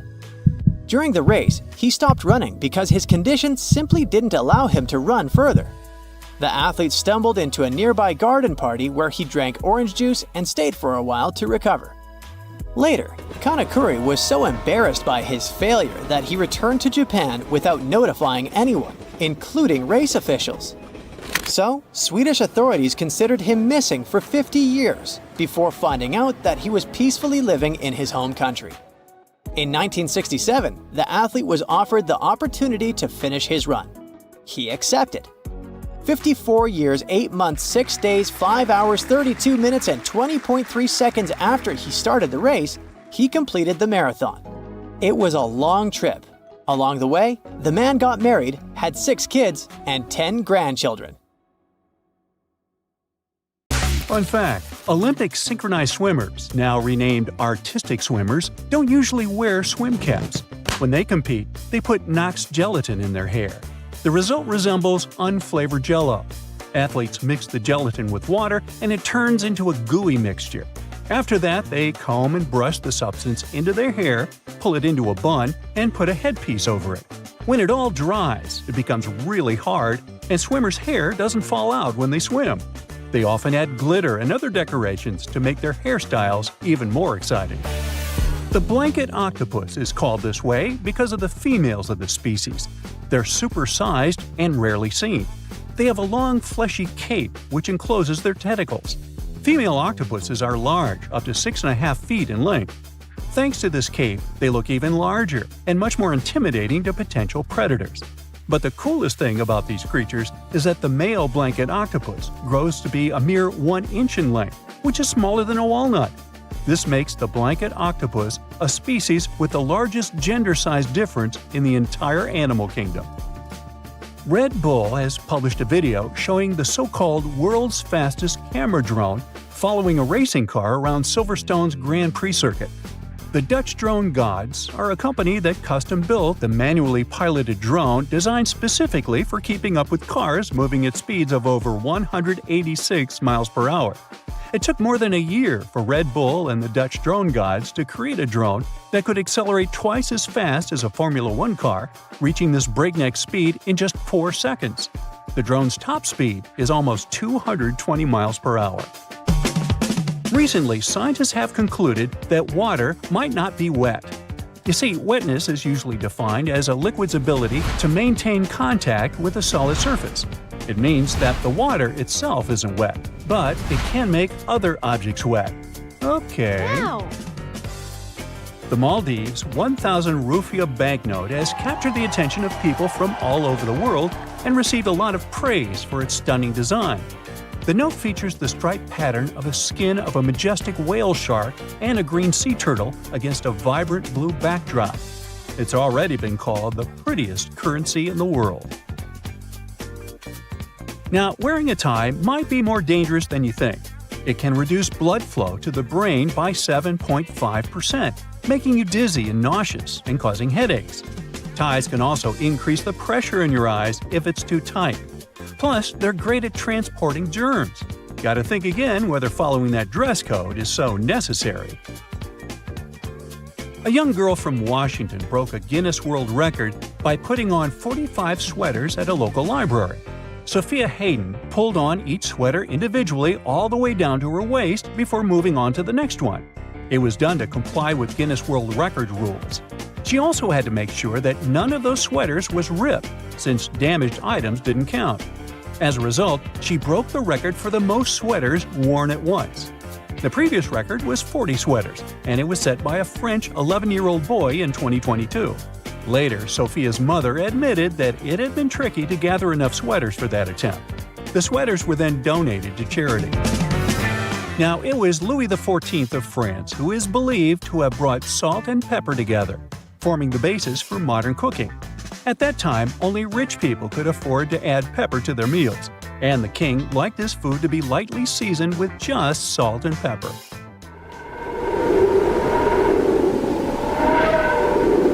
Our sun produces a sound, but sadly, we can't hear it. It's emitted in the form of pressure waves, and their wavelength is measured in hundreds of miles. It means they're far beyond the range of human hearing. Now, while we're on the topic of space, let's discuss the fact that our solar system has a wall surrounding it. Well, kind of. It's called the heliopause, and it's the region of space where solar wind isn't hot enough to push back the wind of particles coming from distant stars. That's why this region is often considered the boundary between the solar system and interstellar space. Another space fact for you: comets smell like rotten eggs. I know, ew. Other smells that might surround them are those of burning matches and even almonds. That's because of the traces of hydrogen sulfide, ammonia, sulfur dioxide, and hydrogen cyanide found in the makeup of some comets. In 2016, promotional postcards were even made, carrying the pungent scent of a comet. Now, in any career field, the average worker is productive for around 60% of their working time each day. But if we talk about office workers, this percentage drops drastically. One study determined that the average office worker is productive for a mere 2 hours and 23 minutes per day. The thing is, employees are interrupted in general every 3 minutes and 5 seconds. And it takes people a whopping 23 minutes to get refocused after an interruption. It means that employees get 3 minutes of work done for every 26 minutes they spend at their workplace. Unbelievable. No wonder that statistically, people working remotely are much more productive. Scottish soccer team Inverness Caledonian Thistle Football Club is known for using cameras with AI ball tracking to live stream their matches on YouTube. Well, once, in the 2020 match against R United to be precise, when a camera repeatedly tracked an official's bald head, mistaking it for the soccer ball. Uh-oh, what a blunder.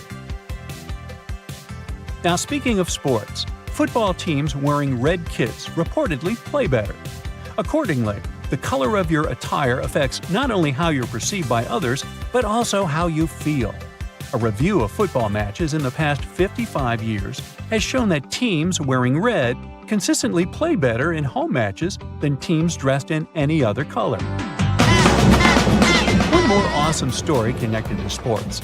In order to draw some of the most wanted criminals out of hiding, the U.S. Marshals Service once came up with an offer crooks couldn't resist. They invited them to the Super Bowl. In December 1985, more than 100 people came to the Washington Convention Center after receiving a letter informing them that they had won tickets to the largest sporting event in the country. According to the invites, they had been selected randomly from a clearinghouse list of D.C. residents and were supposed to receive 2 tickets to the Redskins vs. Bengals game that day. But to get in, they had to come to a pre-game party to collect their tickets. And guess what? The plan worked like a charm. Over 100 criminals were arrested, which made Operation Flagship one of the most successful in U.S. police history. Now moving on. Your brain is eating itself non-stop. Wait, don't panic yet. It's a totally normal process known as phagocytosis. During this process, cells envelop and consume smaller cells or molecules to remove them from the system. Luckily, phagocytosis isn't harmful. It actually helps preserve your gray matter, keeping it in top shape. Boy, I could use more of that. Giraffes are 30 times more likely to get hit by lightning than people. Between 1996 and 2010, there were just 5 documented lightning strikes on giraffes that ended tragically. But if we consider the fact that the population of the species was just 140,000 at that time, it makes for around 0.003 lightning casualties per 1,000 giraffes each year. This is 30 times more than the number of tragic accidents involving lightning strikes that happen to people. Animals experience time differently from us humans. To smaller animals, the world around them moves more slowly. For instance, salamanders and lizards experience time not as fast as, let's say, dogs and cats. All because of the perception of time, which depends on how quickly the brain can process incoming information. And finally, snails do have teeth, between 1,000 and 12,000 to be precise. These teeth aren't like ours though, so there's no need to picture snails with silly toothy grins. Snails' minuscule teeth are all over their file-like tongues. So there.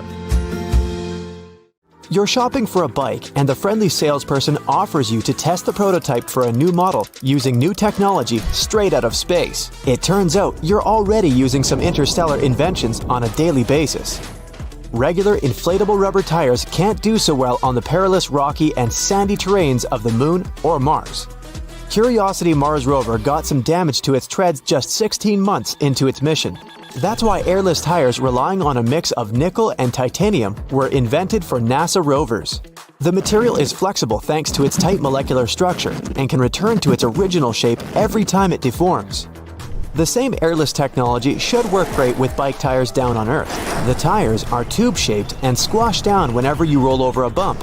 They will develop perfect shape memory over time. They're supposed to work best on gravel, trail, and mountain bikes. When it wears off eventually, the company plans to retread the tires to get the bike back on the trail and to make it last for years. The previous airless tire models were made of patented foam, supposed to last for up to 5,000 miles. They didn't take off because they made the bike too heavy. The new model is supposed to solve that problem and give the world innovative, lightweight, and durable tires. The same tech can be used in an all-terrain car and truck tires, high-performance sports, commercial aircraft, and even search and rescue missions. You gotta thank NASA for that comfy memory foam mattress you're using every night. Back in 1966, the original idea behind memory foam was to customize seats for astronauts to somehow ease the effects of G-force on takeoff and landing. It would be too impractical to create a custom seat for every flight, so memory foam became a perfect solution. It easily adjusted to an astronaut's body shape and went back into a rest state when not in use. Memory foam became available to the general public in the early 1980s and is now used in products from mattresses and pillows to amusement park rides, horseback saddles, and football helmet liners. Lenses used to be made of ground and polished glass. In 1972, a new regulation made their manufacturers turn to plastic to make them shatter-resistant. The new lenses were too prone to scratching, so NASA's invention of a diamond hard coating for astronaut helmets and other plastic aerospace equipment came in handy. The new tech was further developed and used for the production of scratch-resistant plastics. It's now used in most sunglasses, prescription lenses, and safety lenses in the US and around the world. The next time you clean your car's interior with a dustbuster, remember, you gotta thank NASA and their Apollo space mission for it. They wanted to come up with some portable self-contained drill to extract samples from below the moon's surface. They developed a computer program to produce optimal motor power and minimize power consumption. This program was later adapted and used to create a whole series of useful battery-powered home devices. The most famous of them was the cordless miniature vacuum cleaner under the original name of Dustbuster. In case you didn't trust the name, space blankets are indeed a product of NASA research. They're lightweight, usually gold or silver in color, and capable of reflecting up to 97% of radiated heat. That's just what you need to reduce heat loss from the body and stay warm and comfy in space. The material was originally designed for the exterior surfaces of spacecraft. Now you can see marathon runners at the end of the race wrapping themselves in those blankets to regulate body temperature. It normally drops right after you stop running. Another NASA invention is insulation called Radiant Barrier, made from aluminized polyester. It was designed to survive in wildly cold space temperatures and is now used in most home insulation. Freeze-drying tech for food was not created but greatly improved by NASA to pack more snacks on long Apollo missions. The idea is to cook food, then freeze it under low pressure, and then slowly heat it in a vacuum chamber to remove ice crystals. To bring it back to normal, you just have to add water. Thanks to this tech, food maintains 98% of its nutritional value with only 20% of its original weight. It's a great help for backpackers, disaster relief programs, and anyone who needs to pack light and still get proper nutrition. The infrared thermometer that lets us check temperature from a distance was developed with the support of NASA as well. It measures thermal radiation emitted by your eardrum a lot like they measure the temperature of stars and planets. Each device has a lens that focuses light from the object onto a special detector that converts radiation into an electrical signal and then into temperature you can see on a display. It's used for many purposes, from monitoring hotspot temperatures in mechanical and electrical systems to checking the temperature of visitors in public spaces. In the early 1960s, headsets for airline pilots used to be really bulky. They often used handheld mics to communicate. NASA needed a more reliable and lightweight technology for their missions to ensure communication, especially in case of emergencies. They got in touch with the pilots. Just 11 days later, the team came up with a microphone headset unit that could be used by astronauts to communicate with one another and with Earth. The headset was later improved and used for Mercury and Apollo missions. The world was able to hear Neil Armstrong's most famous phrase as he landed on the moon, thanks to that wireless headset. You gotta thank NASA for the improved version you use today. The idea behind LED technology dates back to the late 1980s. Back then, NASA was looking for a way to grow plants in space. They tested the tech using wheat and just red LEDs. It wasn't a success at first, but they solved the problem using blue fluorescent lights. The technology was developed and used in many medical devices and everyday items like electricity-saving LED bulbs. These days, they're way more efficient than their ancestors. Every time you take a selfie with your friends, you're using the tech that originated from the one for interplanetary missions cameras. NASA scientist Dr. Eric Fossum developed special active pixel sensors to make those cameras as small as possible and maintain the high image quality. This tech has become the leading one in the digital imaging industry. It made it possible to add miniature cameras to smartphones and other gadgets. Astronauts spend long periods of time in weightlessness and need a way to exercise regularly to stay in good physical shape. NASA took care of it and designed the anti-gravity treadmill, stimulating added weight and mimicking gravity. On Earth, the same method helps to lighten the load on your legs as you're working out. This tech is used by professional athletes and people trying to get back on their feet. You gotta thank NASA for your favorite pair of athletic shoes. They came up with a rubber molding process to absorb shock in space helmets and suits. The same idea was applied to athletic footwear and opened up new possibilities for professional sportsmen. And they're just way comfier for everyday use. The computer mouse was invented as part of a huge project aimed at augmenting human intellect. The inventors came to NASA in 1966 to test the mouse. It turned out the mouse was better and faster at manipulating objects on the screen than other gadgets like the light pen. The first mouse came with a cord in the front, but they moved it to the back to get it out of the way. The first patent for something that looked and worked like a joystick was filed in 1923. But it was NASA who made it something widely used. Astronauts in bulky suits needed a steering mechanism that would work with one gloved hand. The joystick was the best choice that spread to training simulators for astronauts and home computers. Invisible braces are a product of Ceradyne and NASA's Advanced Ceramics Research Program. You probably use them to straighten your teeth, but the original idea behind them was to find some material to use in structures protecting radar equipment. It had to be as transparent as possible for radar waves to pass through easily. It was doing well at its job, and in 1986 they got the idea to use this transparent and strong material in the dental industry. They say, whoever they are, the future is just around the corner. Well, no, the future is already here. And these cool new inventions are here to prove it. Who knows? They might just help save you as well as the planet. Now, this robot is unstoppable. And don't worry, it's not going to take over the world or anything. Probably. The thing you are looking at is called a Vine robot. What distinguishes it from other soft robots is that it's super tenacious when it comes to making it through difficult terrains and tight spaces, which makes it appropriate for missions like search and rescue. The idea for this device actually came from real vines. The inventors were inspired by how a vine moves and grows, so they started thinking about ways they could replicate the same movement robotically.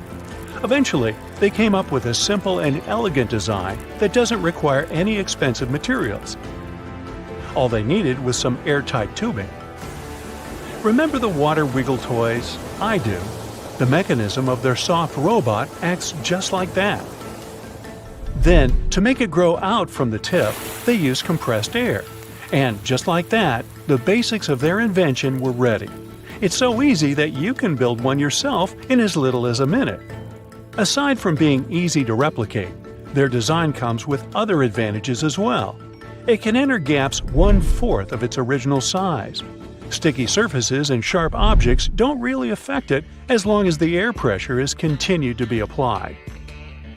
The inventors, of course, have upgraded their design and created different versions so that the robot will be able to perform various tasks. For example, they added a camera to the robot's tip, which made it ideal for things like archaeology.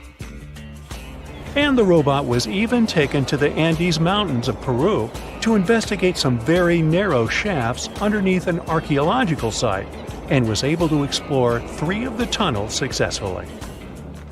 However, the use of Vine robots will not be limited to underground. It might be possible to use them for space exploration as well. When blown into something like sand, compressed air fluidizes. In return, this allows the Vine robot to burrow into granular materials. So, NASA can use it to study the surfaces of other planets. But it has one more application. A miniature version of Vine robots can potentially be used for medical procedures, such as intubation too, making the process faster and easier. Talk about being multifunctional. Can you think of anything else it can be used for? Now, these capsules are not for swallowing. Tiny houses and van life have been the hype for quite some time now. But vans require gas, and tiny houses require some sort of infrastructure. Eco-capsules, on the other hand, require nothing. These egg-shaped micro-units are 100% self-sustainable living pods that give you the freedom to place them wherever you like and to live off-grid without causing any harm to nature. If all non-renewable energy sources were to end today, you could still be able to live the life you're used to in the eco-capsules for up to several months. So, no need to go all survivor mode immediately. Eco-capsules can also be used as scientific research stations or even remote hotel rooms. They are 88 square feet and are equipped with a smart home system. They come with sleeping space for 2, a kitchenette, shower and toilet, storage space, and even electrical outlets. They create their own electricity using a combination of a wind turbine up on a telescopic pole and a roof that is lined with solar panels. Their unique shape allows them to collect rainwater. The rainwater that falls on their surface is gathered in their tanks, where it is then filtered and becomes ready for use. In case there are no rainfalls for a while, the tanks can still be filled from any water source, such as a lake or a river. And in terms of drinking water, additional filters are installed directly on the faucets. The greatest thing about eco-capsules is that they have almost zero emissions and zero ecological footprint. So every eco-capsule inhabitant will basically be taking part in saving the world while they're living in it. This magnetic slime robot may look disgusting and frightening, but it definitely is game-changing. The blob-like robot is made of a water-soluble synthetic polymer, borax, and magnet particles. It is a non-Newtonian fluid that has viscoelastic properties, which means it can act both as a liquid and a solid depending on the level of pressure that's being applied to it. Accordingly, when you touch it quickly, it acts as if it's solid, and when you touch it gently and slowly, it acts as if it's a liquid. Hey, turn the pressure on me and I melt into a puddle, so I'm familiar with this. The tiny particles of magnets within the slime give it the unique ability to move. They can be controlled to make the robot travel, rotate, or form different shapes, such as a C or an O. There's no limit to which direction it can move, and from the looks of it, nothing can stop it from going.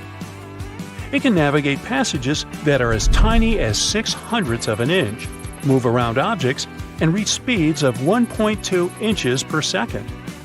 What's even more groundbreaking is that it can stretch 7 times up to its original length, grab onto multiple things simultaneously, and even extend tentacles in different directions. It's shown to be able to conduct electricity and pull wires together, which gives it the capacity to switch and repair circuits. In the future, the creators of the slime hope that it can be used for medical procedures, such as retrieving objects from the digestive system that are swallowed by accident. Sorry, I can't help myself. In addition, if the swallowed object is something toxic, like a small battery, the slime can also hypothetically be used to wrap around it and prevent toxic electrolytes from leaking out into the body. However, the magnetic particles inside the slime are actually toxic themselves, but the researchers have coated them with silica to make the robot safe for this hypothetical application. The coolest thing about the slime robot is the fact that it is self-healing. That means it can bring itself back together even if it is chopped apart, without the help of external sources, and it can maintain its electrical capabilities after healing too. These all sound like some science fiction stuff, but you can relax since the slime is not sentient, at least for now. This is the transparency we all need. When you think of solar panels, you immediately picture large black squares that are mounted on rooftops, right? Well, transparent solar panels are here to change that. Solar panels create energy by absorbing sunlight and converting it into electricity. If the material they are made of is transparent, that means the light will completely pass through them. Accordingly, a transparent solar panel used to be something of a contradictory idea. However, in 2014, scientists from Michigan State University were able to come up with a solution to this contradiction and develop a fully transparent luminescent solar collector that can turn any glass sheet or window into a solar cell. These transparent solar concentrators are composed of clear organic salts. They capture the wavelengths of the solar spectrum that are not visible to the human eye, like the ultraviolet and infrared, while allowing the normal visible light to pass through.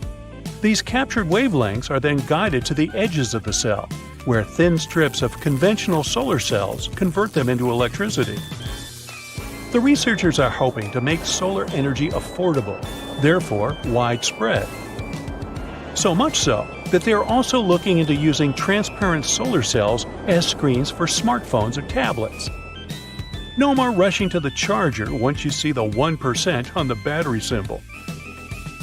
It's expected that the transparent solar cells will be able to deliver a 10% efficiency once mass production begins. This doesn't appear to be much, but if these panels can be implemented on every window of every home or office building, imagine. They can for sure help to change the future. It's breakfast, and you crack open a hard-boiled egg. You find that it's green. Looks disgusting. Well, it looks like you cooked it for too long. This happened because of the thin sulfur layer in the whites and iron in the yolk. Though the mixture of these chemicals is black, it's such a thin layer mixed into the yellow yolk that it turns green. But don't fear, these strange green eggs, they're completely safe to eat. While sitting for a photo, it would be weird to say anything other than cheese to get that perfect smile. But in the 19th century, it was different. Photographers would ask their subjects to say prune instead. The reason was to obtain that thin, duck-like expression. It was considered a prim and proper way to present a photograph. Strawberries aren't even considered a berry and are more of a false fruit, further identified as multiple fruit. What we believe is that the tiny little brown or white things are seeds, but they're actually individual fruits attached to its flesh. But how did this mistake start in the first place? Well, the confusion began hundreds of years ago when it was first named. However, this was a long time before botanists were even around to help clarify this mistake. Sci-fi films are often inspired by real-life space exploration. But there's one thing that NASA implemented after watching a sci-fi movie. A 1929 flick, Woman in the Moon, introduced a countdown that built up anticipation. NASA found this helpful and started using it in 1969. Not only is it an exciting moment, but it does also have a practical use. It helps the massive team behind each launch ensure they're synchronized perfectly down to the last second. This one might change your appetite the next time you see a juicy apple. Usually picked around August to November, the shiny supermarket apples are covered in hot wax, then hot air dried and sent into cold storage. Before they arrive at the supermarket looking fresh, they've been in storage for anywhere between 6 to 12 months. I bet you can't do this. Try and hum while closing your nose. No noise came out, right? Without an exit for air, it's physically impossible to make any noise. The world's largest national park in Greenland covers a staggering 375,000 square miles. That's twice the size of California. But although it's huge, there are only up to 40 permanent residents in this massive area, making it one of the most isolated places on Earth. Issues with bad breath? Gum is the typical choice, but other things are just as effective. Cucumber is a great natural solution and a more efficient one. Working similarly to gum, it helps stimulate saliva production, but what makes it different from other odor defeaters is its water content. Washing away any unwanted pieces of food still remaining also helps to avoid a dry mouth, which causes odors. You would think that Z would be the last letter put into the alphabet, but it was actually J. Long ago in 1524, an Italian grammarian wanted to identify a way to separate I and J. Together, they were a vowel, and J was then used as a consonant that sounded like Y.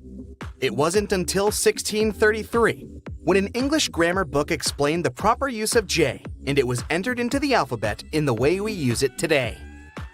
The first vacuum cleaner was invented in 1901, the size of a Winnebago, and it took 4 people to operate it. A petrol engine used to supply power also required a horse to move it around. I would suppose that it was mainly used for cleaning up after the horse in the end. It wasn't long after that they found easier ways to clean the house, and in 1910 the first handheld vacuum was invented. If you've been told that you sweat like a pig, there is no need to be offended. It's actually more of a compliment, as pigs don't sweat.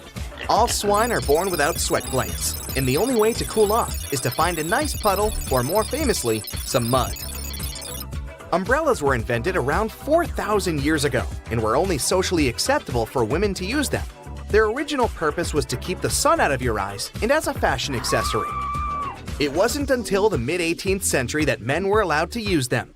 In the modern, water-resistant version we use today was made. And most importantly, the very first dog umbrella was invented in 1965.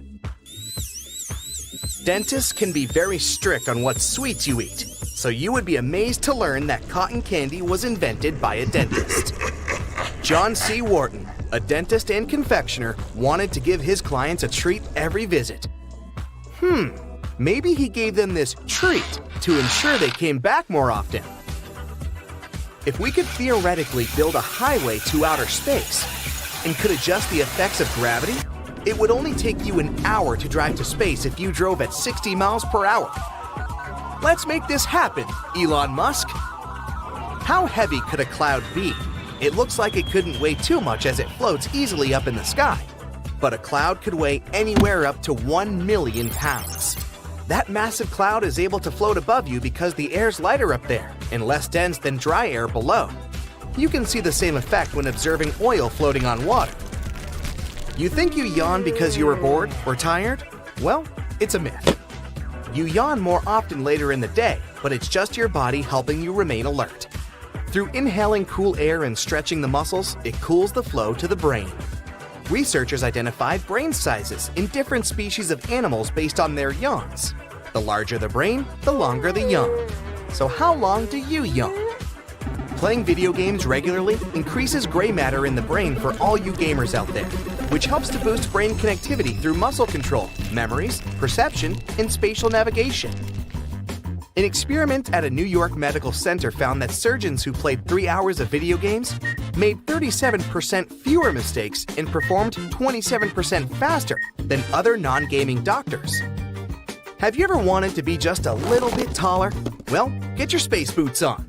The human body can grow up to 3% taller when in space. While living on Earth, our spines are compressed by gravity. But in zero gravity, the decompression lets the spinal discs expand, allowing the spine to lengthen. Cows don't have full REM sleep while standing, but they can have a light nap. This is an evolutionary trait that helped their ancestors avoid predators. They stand idle during a power nap if they need to make a quick getaway. They do have full REM sleep, only by lying down. They only need 4 hours of sleep to fully energize for the next day. Women have more taste buds than men, and 35% of women are considered super tasters, and only 15% of men are. Not surprisingly, more women prefer pineapple on their pizza. Now, don't be triggered if you disagree. While sleeping, you're incapable of sneezing. This might seem impossible, especially when you have a cold. But while your body is resting, the nerves that help you sneeze are as well. While you sleep, the brain ignores any irritating sensations or tickling that would typically create the sneeze. Our calendar year once used to end in February. This is because it was the last month to be added to the calendar. A calendar year once only lasted 304 days, so there was plenty of room for more months. It was changed in the year 46 BCE to the calendar we know today by Julius Caesar. They previously followed the lunar calendar. Julius Caesar saw issues with this as it didn't match the seasons. He hired an astronomer who created a calendar based on the solar year. Has your trusty phone ever let you down? More times than you can count? It always seems to run out of juice at the worst possible moment. You forget to top it off, or you end up in an area with no service. And let's not forget how useless it can be in an emergency, like during a tornado when there's no signal. But fear not, there's a cool project called Meshtastic that uses a wireless protocol to keep you connected with your friends. It's like magic, using a radio band called LoRa for encrypted messages. It works in literally any external conditions. Plus, each device can act as a repeater to extend the range of your messages. Perfect for disaster recovery or just keeping tabs on your kids. For less than $25, you can get a starter kit to join the Meshtastic fun. Add a GPS module and a battery and you've got your own private channel. No more stressing when your kids are out and about. You can instantly see where they are. And if you're feeling daring, you can even send low bitrate audio through the airwaves. Now, I'll bet there's a bunch of things your car just can't do. Can it lean into corners? Yeah, I don't think so. What about adjusting its own width to park easier? I know your answer is no, but let me show you something then. This cutie is called Trigo EV, and even though it looks like a futuristic stroller, it's actually a fully functional quadricycle you can totally drive. It was initially created for delivery and car-sharing purposes, but it turned out cooler and way more comfy than expected. If you ever find yourself driving this electric, let's call it a car, shall we? You won't need anything else but a tiny patch of land to park it. It has a maximum speed of 56 miles per hour. Not bad for such a tiny car. In cruise driving mode, it measures 58 inches wide, but a mechanism allows the front wheels to retract toward the chassis, reducing the width to 34 inches. The electric four-wheeler weighs slightly over 1,000 pounds, with a total permissible mass of around 1,600 pounds. Right, it all looks futuristic and fun, but I feel safer in good old SUVs. Ever wished you had an extra arm to help you out when your hands are full? Scientists have figured out how to control a robotic third arm using just your diaphragm muscle. It's as easy as pie, if pie is easy. This awesome discovery was made in Switzerland as part of the super cool Third Arm Project. They had volunteers wearing exoskeleton arms and a sensor belt to track their diaphragm movements, all while navigating a virtual world in VR.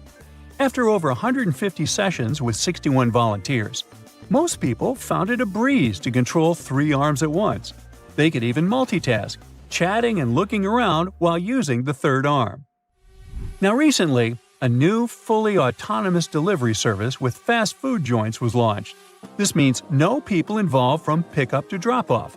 It's called Flytrex, and it's been delivering using drones since 2017, teaming up with big names in retail and food to bring you quick and cheap deliveries.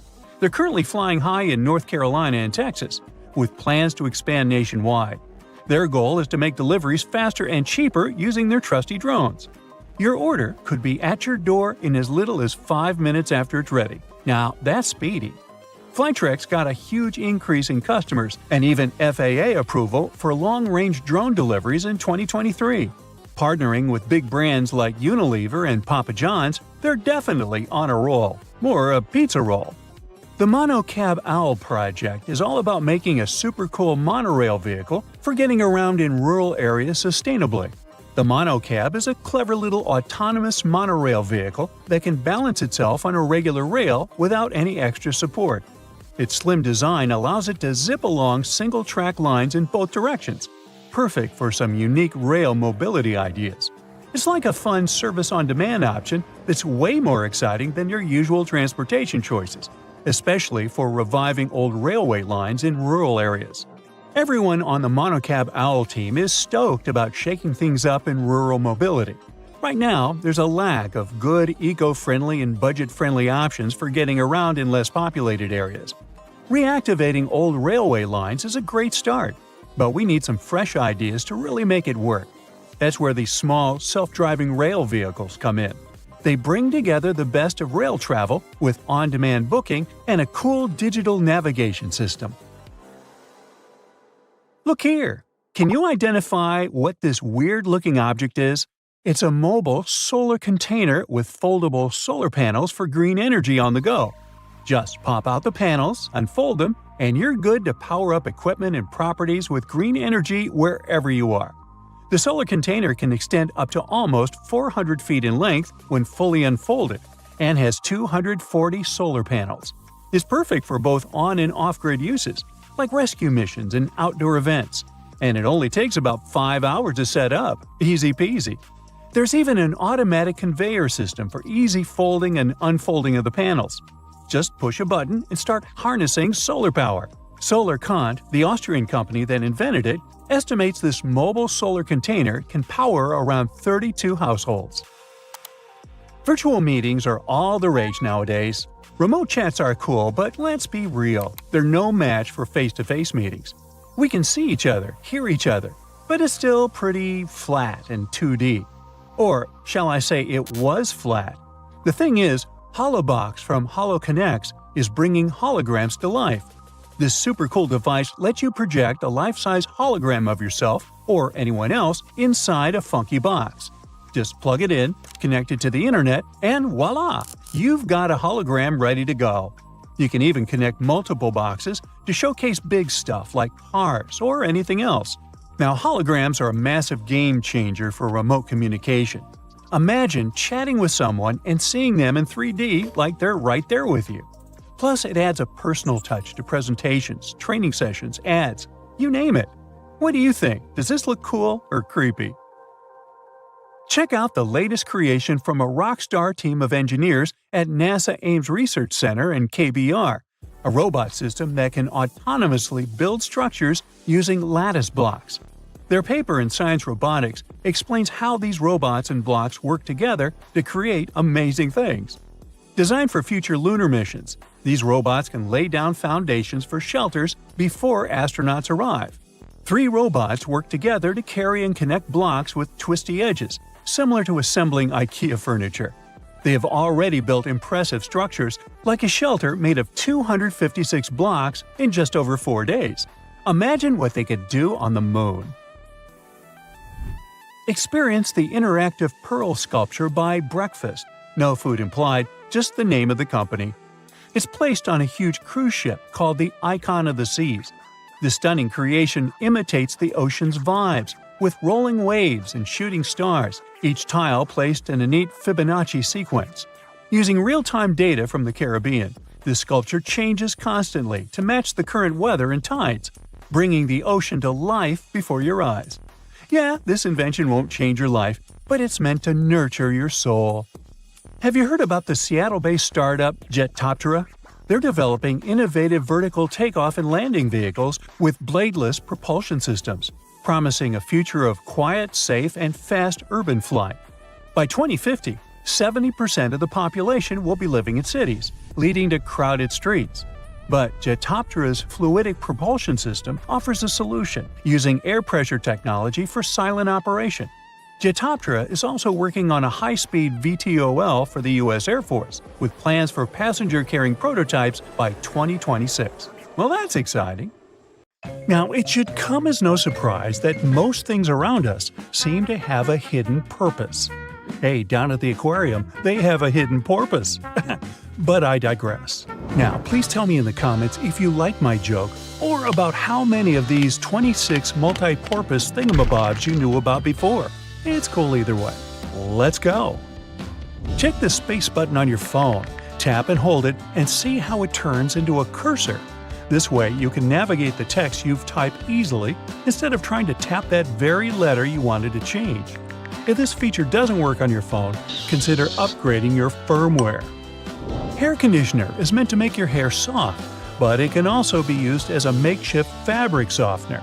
Use it for hand washing only. Your washing machine might dislike this trick. Use an old pillowcase to separate your delicate laundry from the rest of your clothes. Underwear, slips, stockings, you name it. Before laundry, make sure your stuff doesn't fall out into the washing machine by turning the pillowcase into a drawstring bag. Sew a hem into the opening of the case and feed a string through the hem, then pull it, and you're done. Then just toss the filled pillowcase into the washing machine. It will act as a wash bag, making your delicates last longer. If you have toothpaste based on baking soda, it will be helpful not only to make your breath fresher, but also to clean stuff around the house. Usable food containers tend to soak in food odors, but if you scrub them with such toothpaste, the smells will be gone before long. Also, try cleansing your kitchen sink with it too. It will return the shine. The big toe isn't just a thumb for your foot. It has its own name, hallux. Hey, Alex, how the hell are you doing, bud? This toe is the exact reason we can keep our balance when standing upright. Inserting bobby pins correctly is with the wavy side down, but that's if you use them on your hair. Alternatively, you can put one at the end of the toothpaste tube in your bathroom, and it doesn't matter which side in this case. The bobby pin will help you squeeze the toothpaste to the very last drop. Just slide it down the tube as you keep using it, and you might save a few days before putting toothpaste on your shopping list. If you paint a fence or walls in your house, paint dripping from the brush on the ground or floor would usually make you irritated. To avoid that, stretch a large rubber band across the opening of the paint can. After dipping the brush in the can, scrape the excess paint off with the help of the band. Now it won't leave a mess beneath your feet. Not only is baking soda good at fighting foul odors, salt does the job too. For example, if your sneakers start insulting your nose with their smell, sprinkle a pinch of salt inside and leave them overnight. Sodium chloride crystals eliminate bacteria and the odors they create. Don't forget to shake your sneakers out before putting them back on. You don't have to take a complete set of cutlery when going on a summer picnic with your friends or family. Some toothpicks and dental floss will be more than enough. Cut soft products like cheese or bread using the floss. It's strong enough to cut them into smooth and neat slices. Just make sure the floss is unflavored unless you fancy your cheese and bread with a hint of peppermint. Ooh. As for toothpicks, they can quickly act as forks, and it's more fun this way. When you're finished with a picnic, you can also use the floss and toothpicks for their direct purpose, of course. Candle wax can be a nuisance to remove from furniture when it hardens, but you can get it soft again by using a blow dryer and then remove the stain with a soft cloth. Or, for better effect, put a cloth or towel over the wax strip and turn the blow dryer on high heat. The blob will soften and soak into the cloth, after which you only need to wipe the surface clean. The little dots along the edges of bus windows are called frit. Now don't worry, it's nothing to fret about. The glass is fitted into a special rubber frame, and the frit is there to protect the sealant from UV rays. It's essentially a baked-in ceramic paint that makes the edges tougher. Those flaps on your laptop charger are there to protect your wire. You can wind the wire around these clips to keep it safe and neat. Glasses or sunglasses have a frame that seems too shabby at first glance, with a bouncy and flexible feel. They're not broken though. On the contrary, it's the sign of a good product. so grab those if you have a choice. This kind of flexibility provides extra comfort when wearing and also doesn't let the glasses break or become too loose. Sandpaper can have a lot of different applications, like sharpening scissors or needles, roughing slippery shoe soles, or removing stains or scuffs from suede. As for sharpening, tinfoil also does the trick with scissors. If you don't have a special tool for your cuticles handy, take a pencil with an eraser at the other end. Just push the cuticles back gently. The thing works miracles with that. Many types of fruit, like oranges, come in mesh bags. These things are rough enough to scrub dishes or your kitchen sink. Just tie one into a tight knot instead of simply throwing it away. Now, you don't need a special money clip to keep your cash in one place. A simple binder clip will suffice. It does the job with the same efficiency. Or you can give your cash to me. I'll watch it for you. Trust me. When you come across a yogurt that comes with fruit or some sweet topping in a separate container, don't go scooping the topping with your spoon to mix it with the yogurt. The containers like this have a special structure that lets you fold them in two and simply pour the topping into the yogurt. Now, using the same plunger on your sink and your toilet is actually not the best idea. The one with the simple cup is made for sinks, while toilets require another type. It also has a cup, but an additional flap folds out from inside it. The flap perfectly fits the toilet drain opening, creating enough suction to get rid of the clog. That's what we're calling it? Okay. Fix a broken bracelet until you get it repaired using a paper clip. Latch both ends of the brake into the paper clip and twist it hard to fasten it on your wrist or ankle. If the cup of a drink you just bought has a lid and you'd like to sip it without hurry, you can take the lid off and use it as a coaster. Mess-free and neat. Packing up your jewelry for a trip or just sorting it neatly in the jewelry box, use buttons you don't need as earring holders. Put the earring pins through the holes in the button, up to 2 pairs, and lock them like you would on your ears. Clear discs that are said to stabilize your earrings and make them look better on your ears aren't actually to be worn. Their real purpose is to hold the earrings in place while they're in the package. Old tissue boxes can be used to store some other stuff when the tissues are gone. For example, you can put a bundle of plastic bags in there and get them out one by one like you would tissues. There's often a serrated opening at the point where the blades and handles of kitchen shears meet. It can be used to strip various herbs like thyme, chives, or rosemary of their leaves in a single motion instead of plucking them with your own hands. And that little hole next to the camera on your iPhone isn't a flash, it's a microphone. One of 3, in fact. They're meant to pick up every sound regardless of how you hold your phone. And this particular one also helps with voice recognition. Ooh, hello? Do you recognize my voice? Do I sound like myself? Hey, is this thing working? You're flying through space, dodging stars and black holes. Your speed is so great that you can get from one galaxy to another in just a few minutes. Sound far-fetched? Well, all this can become a reality because NASA has already tested the technology that might allow us to travel faster than the speed of light. Let's look at the space fleet people have now. To fly into space, we use conventional rockets carrying tons of fuel and oxygen. These two substances get mixed and ignited. Fire bursts out of the rockets. The exhaust gases move downward, and the rockets move upward, as if pushing off of them. That's how jet propulsion works. This way, we can make the rocket move at almost 5 miles per second. At that speed, you could cross the United States from coast to coast in a mere 8.5 minutes. But if we talk about space, that's very slow. A trip to a neighboring planet, like Mars, takes about 7 months. And a trip to the edge of the solar system would take about 35 years. That's how long it took the Voyager space probe, launched in 1977, to get there. But we want to travel between stars and galaxies, and the nearest star, Proxima Centauri, is 4.2 light-years away from our home. That would take about 73,000 years to get there. That's longer than intelligent human civilization has even existed. And if you wanted to travel across the whole Milky Way galaxy, which is 100,000 light-years wide, it would take you about 1.7 trillion years. By comparison, the entire universe is 14 billion years old. People just travel too slowly. But even at the speed of light, it would still take 4.2 years to travel to the nearest star, and you'd spend 2.5 million years to get to the nearby Andromeda galaxy. But we can't accelerate like this. That's because the laws of physics say that an object with mass can't travel at the speed of light. A photon of light has an infinitely small weight, but if you want to accelerate even a tiny grain of sand to that speed, you'd need an infinite amount of energy, maybe even more than the entire universe has.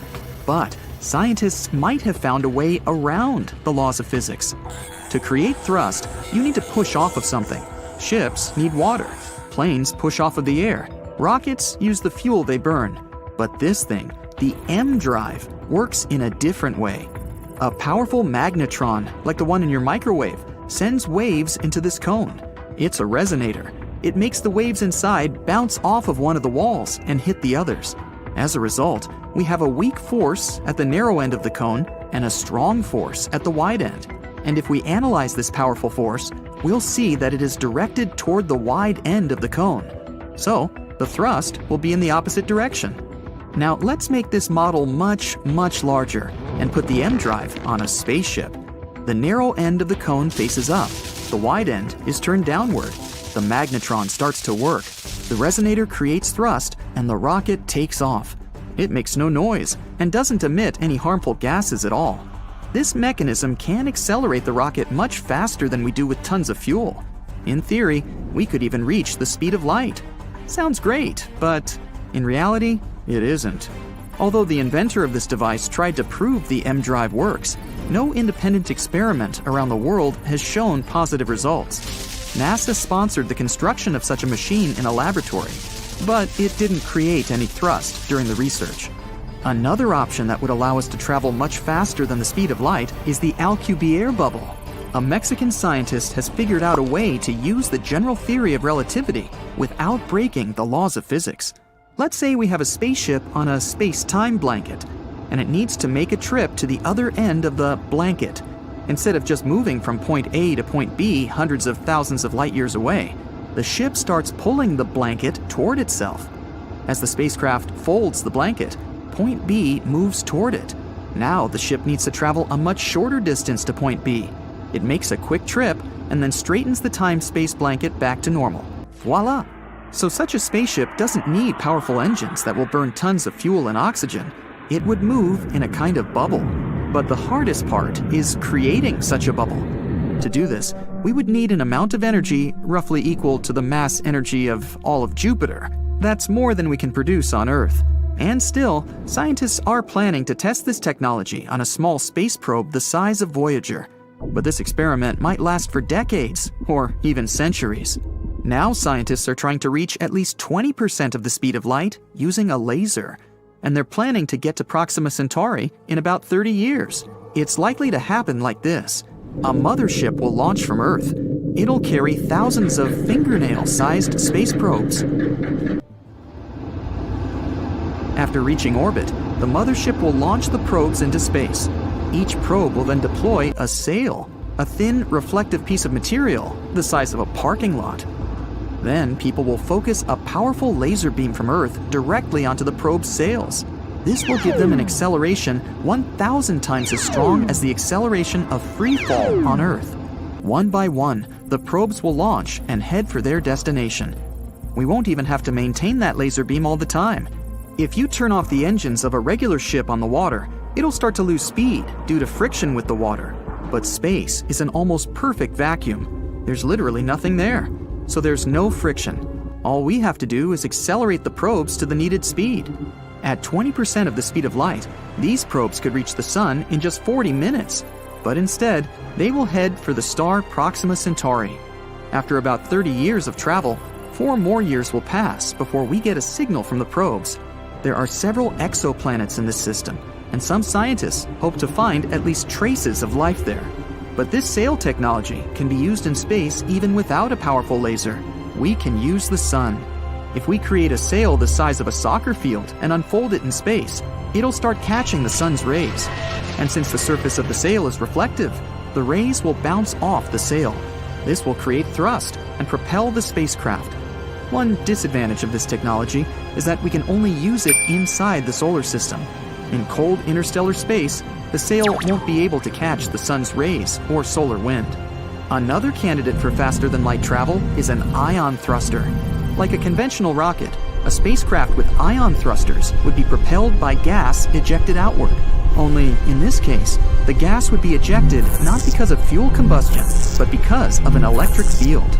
We'd need to create a powerful electric field inside the engine. Particles of gas passing through this electric field would get accelerated and ejected outside.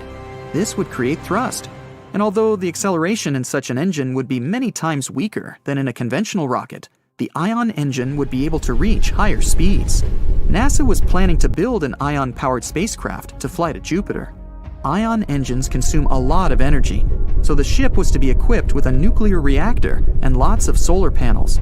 8 large engines were supposed to accelerate the spacecraft to about 56 miles per second. At this speed, the trip from New York to London would take 1 minute. So far, this technology has been actively tested on different space probes, but it can't provide a solution to how to travel faster than the speed of light.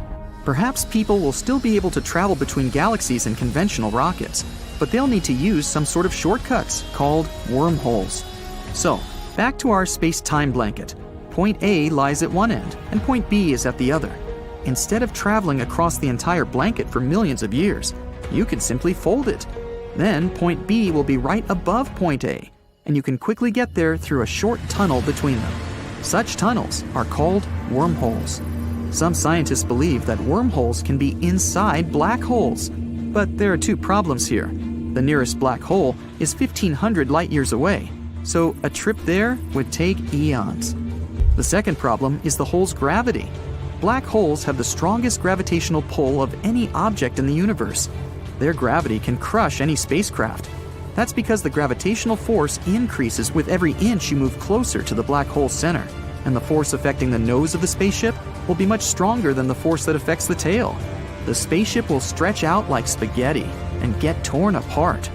But there's a theory claiming that a spacecraft or even a person can survive falling into a black hole, but only if the black hole is supermassive, like the ones that lie in the centers of galaxies. They can be millions and billions of times heavier than the sun. But even though they're heavier, they're also bigger in size. This means gravity probably doesn't increase so fast there. You or your spacecraft might not turn into spaghetti, and might even get to see what's at the heart of the black hole. There's nothing better than a nice piece of buttered toast for breakfast, if we're not counting hot fudge sundaes. But if you find it harder to spread out cold butter over your toast, here's an idea. Use a cheese grater. Figure out the amount you need and grate the product. The process will also soften the butter, making it easier to spread, and you won't have to melt a too large amount of it in the process. But still, that hot fudge. Dried pasta comes in all sorts of different shapes and sizes for a reason. That's because each type of pasta goes best with a particular sauce. Pasta shells, for example, are perfect with denser and chunkier sauces. Why? Because the sauce gets inside the shells, making it easier to serve and eat the dish. The ribbed outer surface also helps with covering the shells in the sauce. If you ever end up burning your cookies, you can save them with your trusty grater too. Just grate off the blackened parts after carefully taking the cookies from the baking tray. But be careful and wait until the cookies have cooled down. Also, if you ruin their shape a bit, you can always dip them in some melted chocolate. Ooh. After the chocolate cools down, you'll have perfectly shaped cookies. Although, after it gets past your lips and beyond, does the shape of the cookie actually matter? Just saying. If you like adding a lot of ingredients to your sandwiches, but don't really appreciate it when the bread gets soggy, there is a way to reduce the amount of moisture. Pick your sliced tomatoes or cucumbers and place them between 2 paper towels for up to 5 minutes. After that, you can use them. Also, make sure to spread butter, cheese, or sauces like mayo or ketchup onto the bread first. This will help you seal the bread and keep moisture at bay. Some people think that the little white string that you find near an egg yolk needs to be removed before you cook the egg, Well, I'm here to tell you that these strands are called chalaza, and you don't actually need to get rid of them. They help keep the yolk in place at the egg's center. A chalaza is not going to mess up the consistency or the taste of your food, so removing it is completely up to you. Ever notice that most juice boxes come with 2 flaps, one on each side? Those are actually handles. Manufacturers design the boxes this way to make it easier for us to hold them. This way, we don't end up squeezing the box, making the juice spill out. Now, you don't need to be a baking pro to know that you can use both white and brown sugar in your recipes. But have you ever wondered what the difference between these two is? It turns out that the only thing that sets them apart is that, during production, a small amount of molasses is added to the brown sugar. Molasses is basically a sort of syrup you get when processing sugarcane. It's usually removed during the refining process. That's how white sugar is produced. But if some amount of molasses remains in the final product, we end up with brown sugar, with its specific taste and darker hue. It's a good thing. There are a lot of things you can put in your dishwasher apart from your dishes. For example, you can clean such things as your silicone oven mitts or the knobs of some kitchen appliances, like your oven or stove. Some kitchen sponges and reusable towels may be safe to clean in the dishwasher as well. Speaking of kitchen cleaning products, there are a lot of things you can do with dish soap, like degriming your patio furniture. Just add a bit of dish detergent to some warm water and use the solution to wipe down your outdoor furniture with a piece of cloth. Finally, rinse it clean using your garden hose. You can also use dish soap to get rid of greasy stains on your clothes. Be it pasta sauce or salad dressings, hey, sometimes we miss our mouths. So, just apply a little dish detergent to the stain and then rinse with water. Use non-colored soap for lighter clothes. For more difficult stains, let the dish soap sink in for a bit, then throw the piece of clothing in the washer as usual. And think about maybe getting a bib. If none of the methods have helped you organize your closet, and you're still overwhelmed with large piles of clothes, there's a simple way that might be effective. It's called the one-in, one-out rule. That means for every new piece of clothing you buy, you need to get rid of one you already have. That means you'll always be decluttering your space. To make it easier to find something in your closet, good luck. Keep your most used items at eye level. This way they'll be easier to find and pull out when you're in a hurry. Those items that you tend to use less often, like your evening clothes for example, can stay on the shelves above or below your eye level. You can make good use of old spice tins. If you glue some powerful magnets to the inside of the tins, they can double as magnetic shelves. You can use them for all sorts of everyday items, like kitchen pliers, ice cream scoops, or even cutlery. You can also place them on any metallic surface, like your refrigerator door. They'll blend in nicely with your kitchen magnets.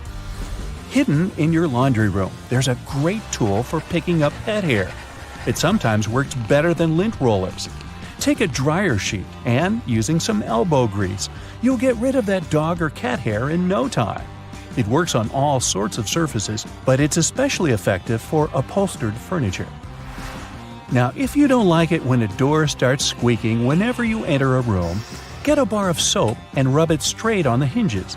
This will only help for a while though, but it'll do the trick until you manage to get to a hardware store and, buy some oil. Have you ever noticed that in some elevators there's a star next to the number of a specific floor? No, it's not to indicate where my office is. It's there to point out where the nearest exit is. And it's not always on the first floor. It's most likely located on the floor closest to the street. Have you ever wondered why stop signs are red? Well, back in the day, they didn't actually have any particular color at all. Before the 1920s, they didn't even have a standardized shape. In 1922, though, someone came up with the octagon, but initially it was painted yellow, all because the red coloring tended to fade out too quickly because of sun exposure. So yellow turned out to be the best option. It took another 30 years for fade-resistant enamel paint to be invented. We ended up changing the color of the stop sign back to red. After all, it's still the best color if you want something to be easily noticeable. Do you know there's a type of rose that can grow taller than people? According to the Guinness Book of World Records, the tallest rose bush ever found grew in Vienna, Austria. It was a staggering 28.5 feet tall. Yes, it arose to a great height. In the same way we all have unique patterns on our fingerprints, no two tigers have the same set of stripes. It makes it easier for people working with this feline species to distinguish one tiger from another. I'll bet you didn't know the White House has its own flower shop hidden in the basement of the building. It's supposed to provide flower arrangements for all sorts of events that take place there. It's probably no surprise that pizza has become an American staple dish despite its Italian origin. People in the US love it so much that they buy 350 slices of pizza every second in the States. Man, I'm not getting my fair share. To manage the huge demand for this delicious dish, around 17% of all restaurants in the US are pizzerias. Finally, there's a way to make lemon juice without the seeds getting into your beverage. Try cutting the fruit in two and squeezing it with a pair of kitchen tongs. The pointed end of the lemon should be facing down. The juice will flow down, but the seeds will remain inside the lemon. Ooh, lemonade. It goes well with pizza. If you ever find yourself stuck in the trunk of your car, stay calm. All cars are supposed to be equipped with an emergency latch to help open the trunk from the inside in the unlikely case it happens. These latches are so well thought out that they can be opened by people of all ages. More so, handles are designed to glow in the dark, too. You can even pull them with the mouth if there's not enough wiggle room to use your hands. Never mind how you ended up in the trunk in the first place. Moving on. If you're ever working with needle and thread, remember you don't need to stick the needle directly into the spool. You may end up losing the needle altogether. Not to mention you can easily hurt your fingers. A lot of modern sewing kits these days come with a designated place for safeguarding the needles. It's located at the bottom part of the thread spool. You'll just need to pull it out. It's even made to hold multiple sewing needles at a time. Disposable ballpoint pens come with a little secret of their own. Did you ever notice that in some of them there's a small hole in the plastic part? It's actually a rudimentary ventilation system. It's supposed to let the ink easily make it to the tip of the pen. Okay, I know it's in the name, but you really don't need to shake the seasoning shaker to get any product out. Don't believe me? Hey, you're not the only one. Go grab your favorite seasoning bottle out of your pantry. If it has one of those removable plastic caps, it's perfect for the experiment. Instead of shaking the bottle, try holding it from the plastic cap while it's upside down. Now, gently twist the bottle from side to side and, before you know it, you get some gorgeously flowing seasoning without having to wiggle the shaker and make a mess all over the stove. On the same note, most salt and pepper shakers should have ridges on the bottom of the glass portion. In case you get any seasoning stuck in there, place the bottom of the salt shaker against the bottom of the pepper shaker and wiggle it around so the ridges click with each other. The seasoning should easily pour out now without you having to open the bottle. In colder weather, you often have so many clothing layers on you that you can hardly feel the purse or back straps on your shoulder anymore. Not to mention how fast they can slide off. Some jackets come with a built-in solution for that, in the form of a small tab on the shoulder with either a hook or a button. It's meant to be opened and closed comfortably, so you can keep your purse in place at any time. You're most likely using it merely to peel the skin of potatoes, carrots, or cucumbers.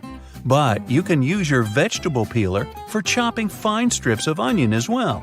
Just cut the onion into quarters vertically and then start slicing. This might also help out with those embarrassing onion tears. Most people miss this one, but should you ever have a closer look at your toothpaste tube, you will surely see some sort of coloring there, either a dot or a block. Colors can vary. They can be black, green, red, or even blue. These color spots are actually meant to help the assembly machines back at the toothpaste factory. They recognize when and where these machines need to cut the toothpaste tubes and proceed to fold them for packaging. For most types of footwear, if there's anything that seems a bit out of place, always know that it's there for a reason. Most manufacturers don't put extra items on shoes just for fun. It would definitely be a waste of time and resources. For footwear like boots, for example, there's often a small loop at the top back of the shoe. It's there to help you when you need to put the shoe on, since you can quickly pull on it. Plus, you can also hang the shoes somewhere, most likely to dry, since most boots are meant to be worn in the colder weather. Now, I've been guilty at least once of overdressing with a bunch of layers just so I won't need to jam everything in my check-in bag.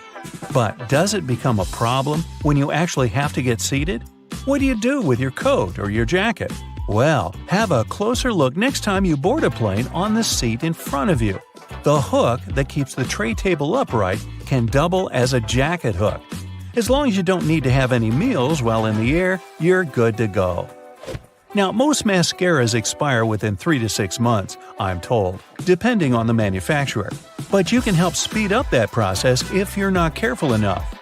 Continuously pumping the mascara wand, trying to mix in the product actually pushes more air into the tube. This can make it dry much faster, and you evidently won't get the desired results with it anymore. There's an easy way to check if your mascara is still good enough to use. If you don't hear a popping noise when you take the brush out, you may very well need to go get yourself a new mascara tube. Now, I know we're living in the era of Bluetooth-connected devices, but for better quality sound, they still recommend using headphones that connect via audio jacks. Remember seeing black ridges on those jacks? They aren't there just to make them fit when you plug them into your phone or laptop. Made out of a special insulating material, these bands are meant to guard the wires when sound is being transmitted. Based on the number of bands, you can figure out which end goes where. Some empty space under noodles in a cup doesn't mean the company producing them wants to cheat you out of a full portion. No. It's a manner of keeping the noodles intact during their transportation. It also helps with the circulation of hot water that is poured over the products before you can enjoy them. The V-shaped neckline was initially designed to serve a bunch of objectives. First, as a way of prolonging the life of the garment that would maintain its shape over the years. It's also there to fit your head through the shirt in case it needs some stretching. This way, it ensures a snugger grip around the neck. Lastly, it helps absorb sweat in case you're wearing the shirt while exercising. Now, it's not necessarily a custom anymore, but you may have stumbled upon a dinner jacket with an additional mysterious pocket on the right side. Turns out, this pocket was used by men to easily reach their train tickets, since most of them had to travel to work every day. It helped them keep their jacket buttoned up, but also benefited from the use of a pocket. Now it's only added as a decoration, and it doesn't serve an actual purpose anymore. Speaking of things we don't use these days, or at least for their initial purpose, did you know Play-Doh was originally a cleaning product? In the 1920s, the market was in need of a product that could help them wipe the wallpapered areas around coal-burning furnaces. The recipe for what we now know as Play-Doh was thus invented. It was manufactured in white only and was supposed to clean wallpaper by being rolled back and forth over the dirt. It was only later, in the 1940s, that new products for cleaning wallpaper were brought up, and Play-Doh was redirected toward another area of the market. Now, while I enjoy a nice piece of toast for breakfast, isn't it pesky to have to clean out the toaster? Well, not anymore, since I recently found out that toasters have a slide or a panel at the bottom that helps get rid of all those annoying breadcrumbs easily. Now, there used to be a time when you could only have access to video games by inserting cartridges in your console of choice. These tiny objects gave many doctors a lot of headaches. People soon started popping up in hospitals after swallowing small game cartridges, especially the younger generation. Nintendo, the company that manufactures the majority of these devices, had to come up with a creative solution to prevent these accidents. So these days, Nintendo Switch cartridges are purposely coated with specific chemicals that can leave a really bad bitter taste in the mouth. Not that I'd, recommend you ever try and taste for yourself. Various types of cheese have holes for a reason. For example, Swiss cheese is made with special bacteria that produce carbon dioxide. As the CO2 is emitted, it blows like bubblegum, leaving tiny craters, also known as cheese eyes. Then the cheese is cooled down, but the holes stay in place. Over 40 billion Oreos are made every single year. It's the world's most popular manufactured cookie. The geometric design stamped onto these cookies has the Nabisco logo, the symbol of European quality, surrounding the word Oreo. William Tournier created the chocolate cookie design we see today back in 1952. If you use reusable bottles, you probably know that sometimes they smell. Even if you only use it for regular water, it still smells. But it's not the water that smells, it's the microorganisms in it. If you drink water from a bottle, the particles of your saliva and sweat stay in there. Those bacteria start to build up in the bottle, causing the smell. So, if you choose reusable bottles, make sure to wash them every day to prevent those bacteria from building up. After washing, let it dry completely before using it again. Not only are the jeans blue, but the police officers' uniforms as well. The first official police officers appeared in the 19th century in London. They were given a blue uniform to contrast with the red and white uniform that military workers had already been wearing. 2 decades afterward, the police force was adopted in the USA, and they followed the patterns. The uniform is still blue nowadays because it proved to be a good color. It's not that visible in dark hours, and police officers can observe things and people staying unnoticed.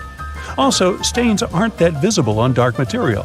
And, well, everyone knows that police officers wear blue and they're recognized it. So, why change that? Baby carrots are tiny, and unlike regular carrots, wet, not unlike baby humans. Baby carrots aren't some special sort of carrot. They're actually made of regular carrots by cutting off the skin and outer layers and then polishing them to look that pretty. The problem is they can't retain moisture. A regular carrot retains some water inside because of the layers that lock it in. Once they're chopped out, baby carrots can dry out easily. So they usually sell them in bags with some water inside. Jeans have metal rivets, and they're there from the very beginning. Jacob Davis, the man who made the first pair of jeans, added copper rivets to spots where pants are more likely to rip, flies and pockets, to make them stronger. Today, they have more of a decorative purpose, since they are distinctive and traditional for jeans. Another special thing about jeans is those tiny pockets they have that seemingly serve no purpose. Well, maybe it's true now, but years ago, when many cowboys were wearing jeans, the pocket was made specifically to keep a pocket watch there. Also, back then, a pair of jeans had just 4 pockets. That tiny pocket, the watch pocket, 2 big pockets in front, and just 1 pocket in the back. Car headrests are all about comfort, and detachable headrests are all about safety. If you pull the headrest out, you'll see 2 sturdy metal bars. If you ever get locked or trapped in a car, you can use the bars to smash the window and get out. Those little red spots you sometimes see after you crack an egg are nothing to be worried about. Tiny blood spots can be caused by a small rupture in a blood vessel of a hen as it was laying the egg. Eggs with these blood spots are safe to eat, but that spot can be removed if you want. It won't affect the taste of the egg. Oh, that's comforting. Hidden within the Toblerone logo of the mountain is the image of a bear standing on its hind legs, about to eat that yodeler over there. No, not really. This is because bears are a big part of Bern, one of the biggest cities in Switzerland, where the founder created the triangular chocolate treat. Toblerone is also a play on the founder's family name, Tobler, and the Italian word Torrone for honey and almond nougat. The space below a cup of noodles is there to protect the noodles during transport. This technique is called a middle suspension. Not only are they protected better in their styrofoam cup, but it also helps those noodles soften more evenly and quickly.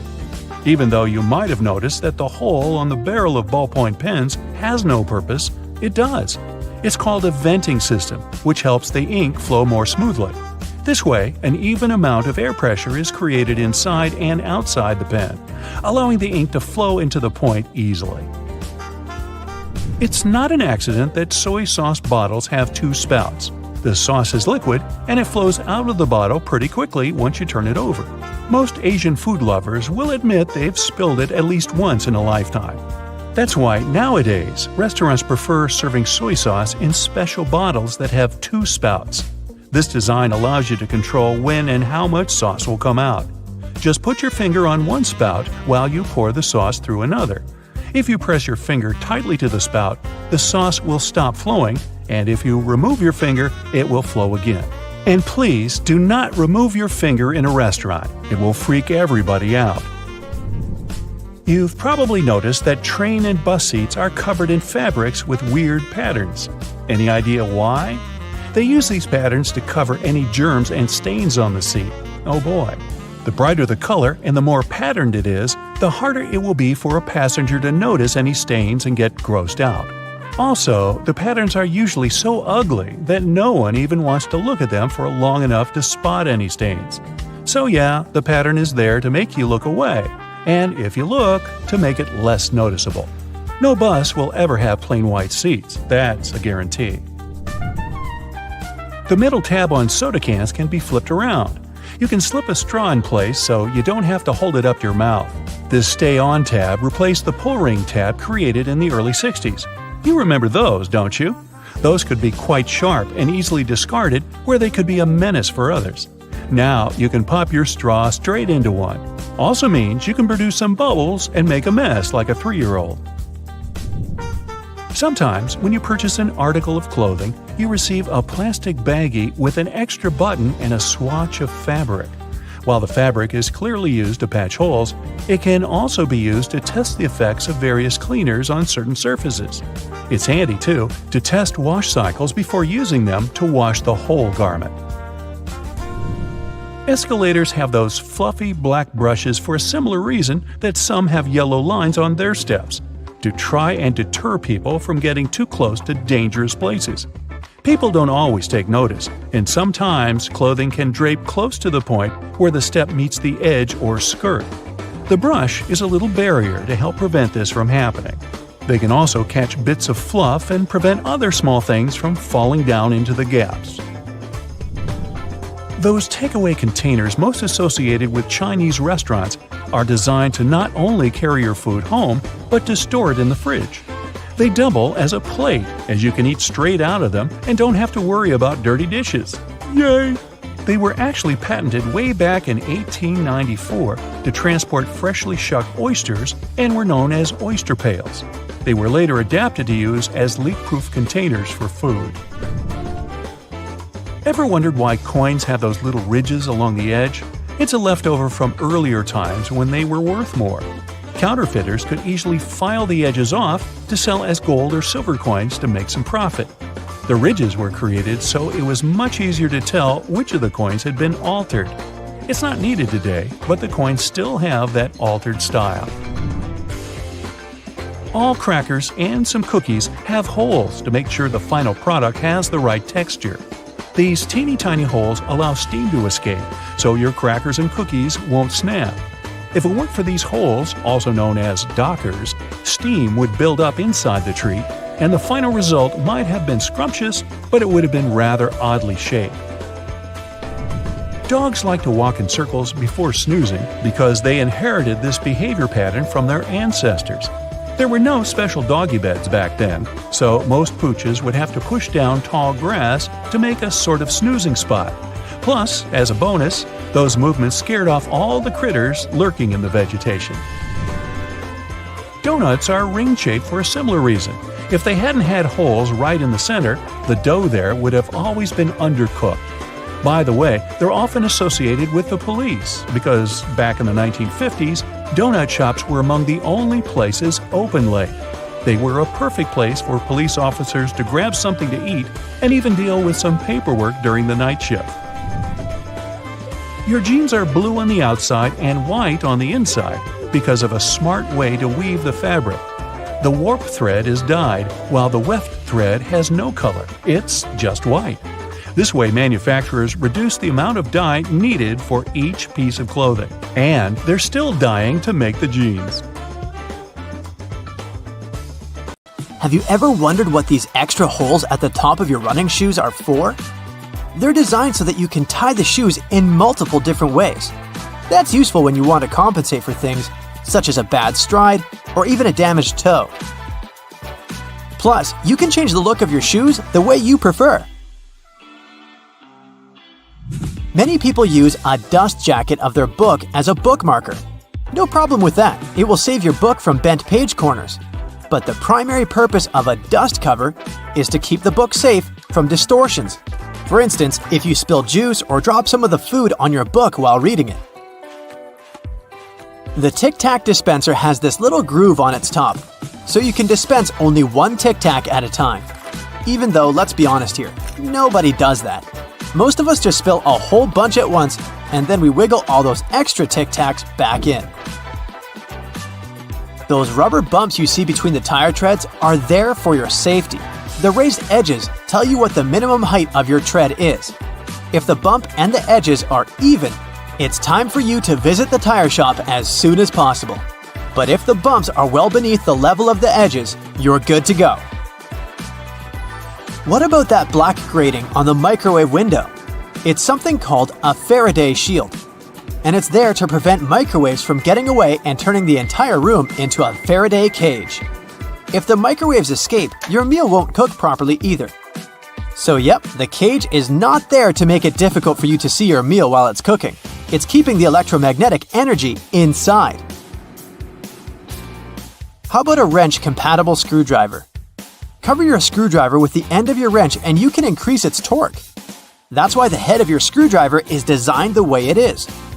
When you have odd angles, you can use this strategy. You've probably heard those myths, the blue side of the eraser can erase the pen? False. Its purpose is to erase a pencil, but in case you're writing something on heavier paper. The blue side can remove smudges you see after using the pink eraser too. Have you ever wondered why oranges in supermarkets mostly come in the red mesh bag? It's a trick to make this food look more orange and encourage you to make a purchase. An extra tip, don't throw away the mesh bag. Tie it up so you can have a small pot scrubber to clean your sink, kitchen, appliances, and dishes. You can see golf balls don't have a perfectly round shape. Their surface is covered with many little dimples, something golf balls didn't always have.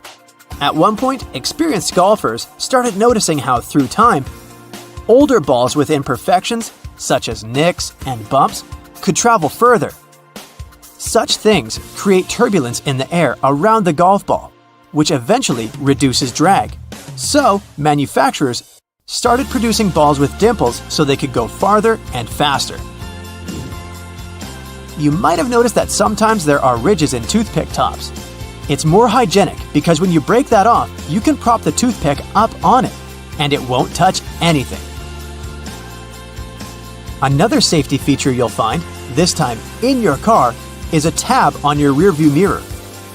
With it, you can change the position of the mirror so you don't get blinded if there's a car behind you with its high beams on. So this little tab helps you control the glare of lights coming from behind.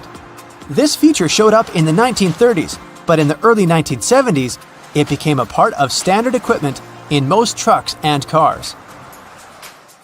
Do you see that tiny hole on your iPhone right next to the rear-facing camera? It's a microphone, and it's there so your phone can record sound as you turn your camera around. Some cables have a thick cylinder towards the end of the cord. It's called a ferrite core or a choke. It's a magnetic iron oxide that stops high-frequency electromagnetic interference. For example, you know that annoying static noise you get if you bring your phone too close to a speaker? This interrupts your call, which is why cable cords with big cylinders are pretty useful because they prevent these things. Do you know why nearly all luggage bags and backpacks have two zippers? It's way more convenient and easier to open in that way. But not just that. You can also lock these two zippers together to keep the stuff inside your bags safer. You know how toilets at public spots like malls have those big gaps at the bottom? It's primarily for better circulation of air. This type of door also makes it easier to clean the toilet or check if it's occupied if you're standing in line. Other than that, if you get stuck there and the lock gets broken, you still have a way to escape. You can just crawl out. Ever notice those plastic end caps on utility knives? And they also have scales on them, which indicates you may use them multiple times, but with sharp edges. You can separate the blades through these plastic end caps. Then, you can move the slider and bring the sharp blade to the front. If you've ever taken a moment to examine a regular grocery cart, especially their fold-out section, you probably noticed those metal loops jutting out. They're designed to protect the items you carry in your cart. You can use them to hang bags with soft items. You don't want to accidentally squish with heavier products, like bread, or easily breakable things like eggs. Many coffee mugs come with curved notches on their bottom. When you're washing your mugs, put them against the rack at an angle in your dishwasher. This way, the water won't pool in there, so your favorite cup will be completely dry by the time you take it out of the dishwasher. If you're a McFlurry fan, you've probably noticed there's a square hole in the handle of the spoon. It's there so you can attach it to the special machine that mixes the ice cream and your favorite toppings together.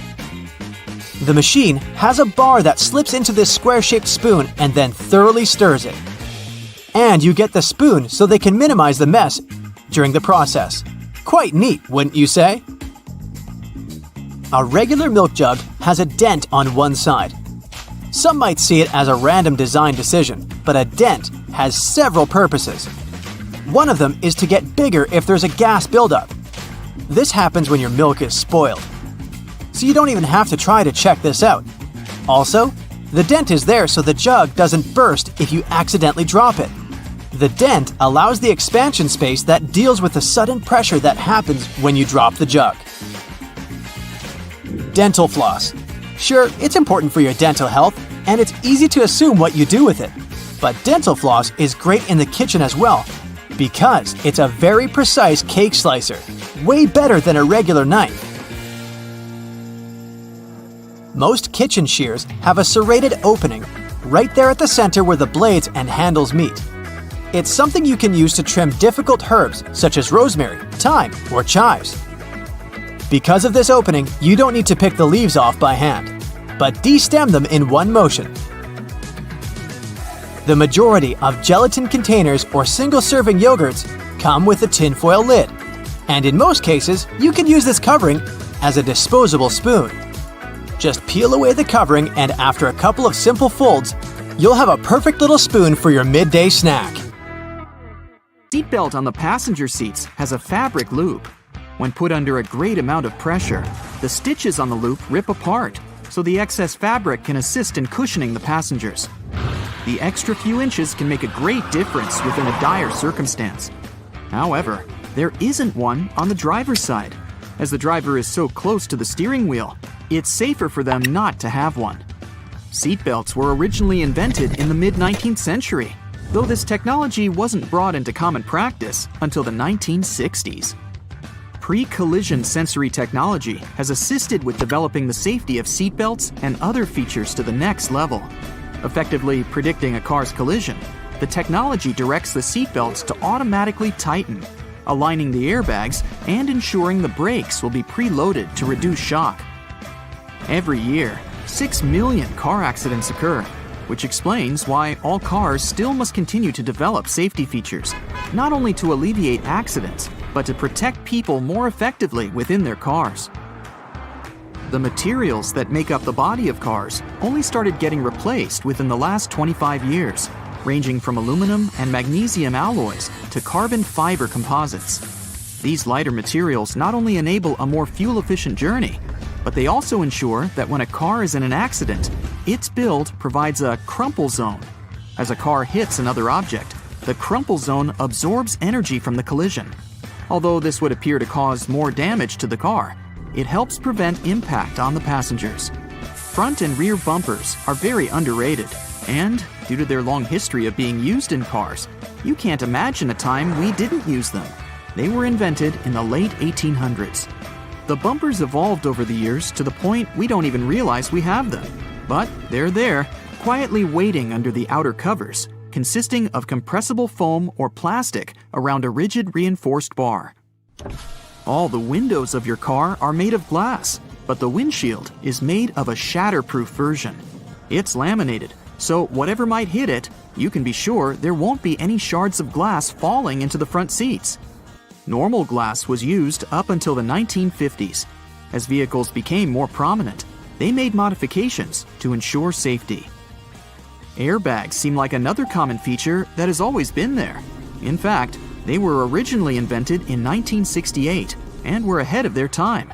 They slowly gained popularity, and through safety precautions for cars, they eventually became mandatory for all cars to have, only in 1998. They have since developed from just being an airbag within the steering wheel. Today, depending on the vehicle, they can be located throughout the car, ensuring all potential passengers will be protected. Crash sensors connected to an onboard computer detect when a collision occurs and trigger the bags, inflating within milliseconds and providing a cushioned safety within a blink of an eye. It can be difficult to predict the weather, and even more so to determine traction on the road.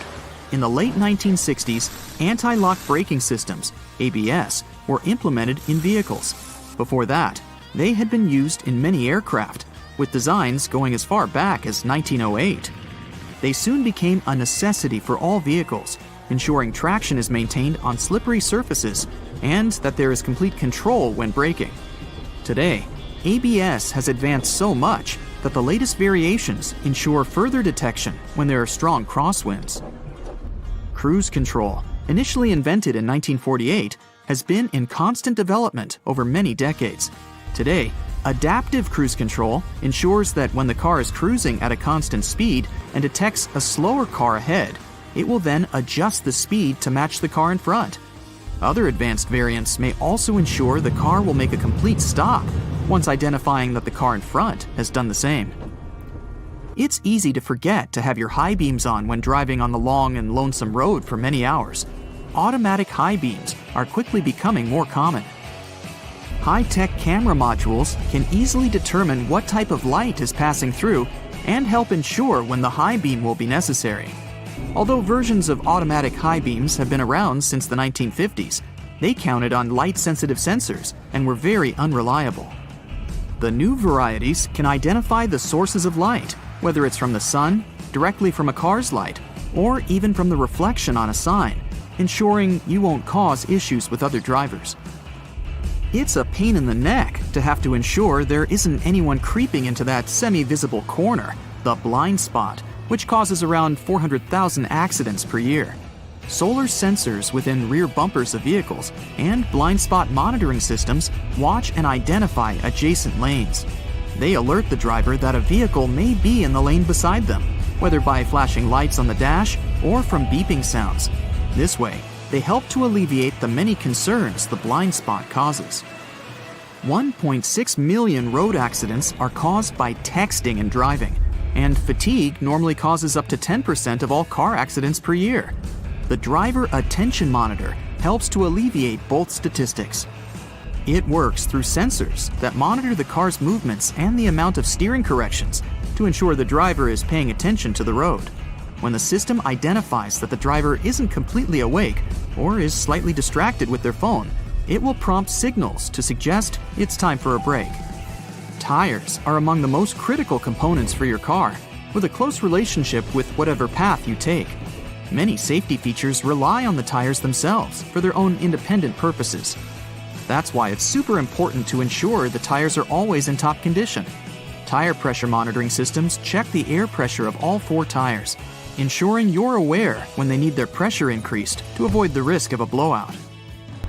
The constant evolution in technologies continues to ensure you stay safe on longer stretches of the road. Lane departure warnings focus on the lines on the road, ensuring the car stays within.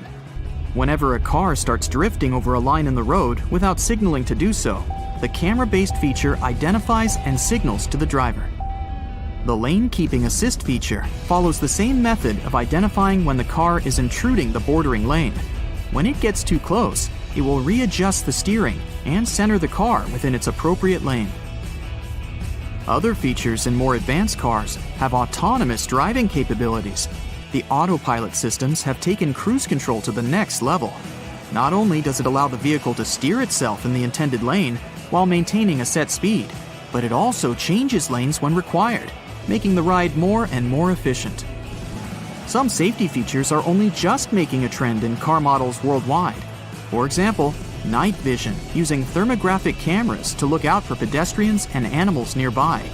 It goes within the infotainment screen, facing frontwards and identifying objects from their heat signatures. It's estimated that there are over 1.4 billion cars in use worldwide, and as the world's population increases, it's expected that the number of cars will follow suit. Safety features will continue to adapt further beyond what we know of today. Infrared headlights will be further adapted to be used in conditions with poor visibility, like storms, snow, and fog. They'll be capable of enhancing the visibility of the driver in all conditions without affecting the sight of passing drivers. Driver override systems will soon be able to monitor and identify human behavior. Whether due to reckless conduct on the road or for other safety precautions, cars will soon have the functionality to take complete control of themselves, ensuring both the passengers and the driver's safety. Augmented reality windshields are in early development already, providing some indicator reflections from the dash onto the windshield. So it's quite possible that soon all necessary directions from maps and alerts will appear right in front of the driver to ensure they never take their eyes off the road. Airbags will soon not only just be used within a car to ensure the passenger's safety, they will also activate from the outside of the car once they identify a definitive collision. The airbags will inflate outwards, covering the entire outside of the car and drastically reducing its impact. It may be so advanced that the bodywork of the car won't even need to be buffed out. The future technology of cars is expected to be so progressive that the cars themselves will have their own form of communication, not with human drivers, but with other cars. Just imagine cars communicating and sharing information as they identify roadblocks, issues on the road, or disruptive weather patterns. It will all ensure the most efficient and safest route possible.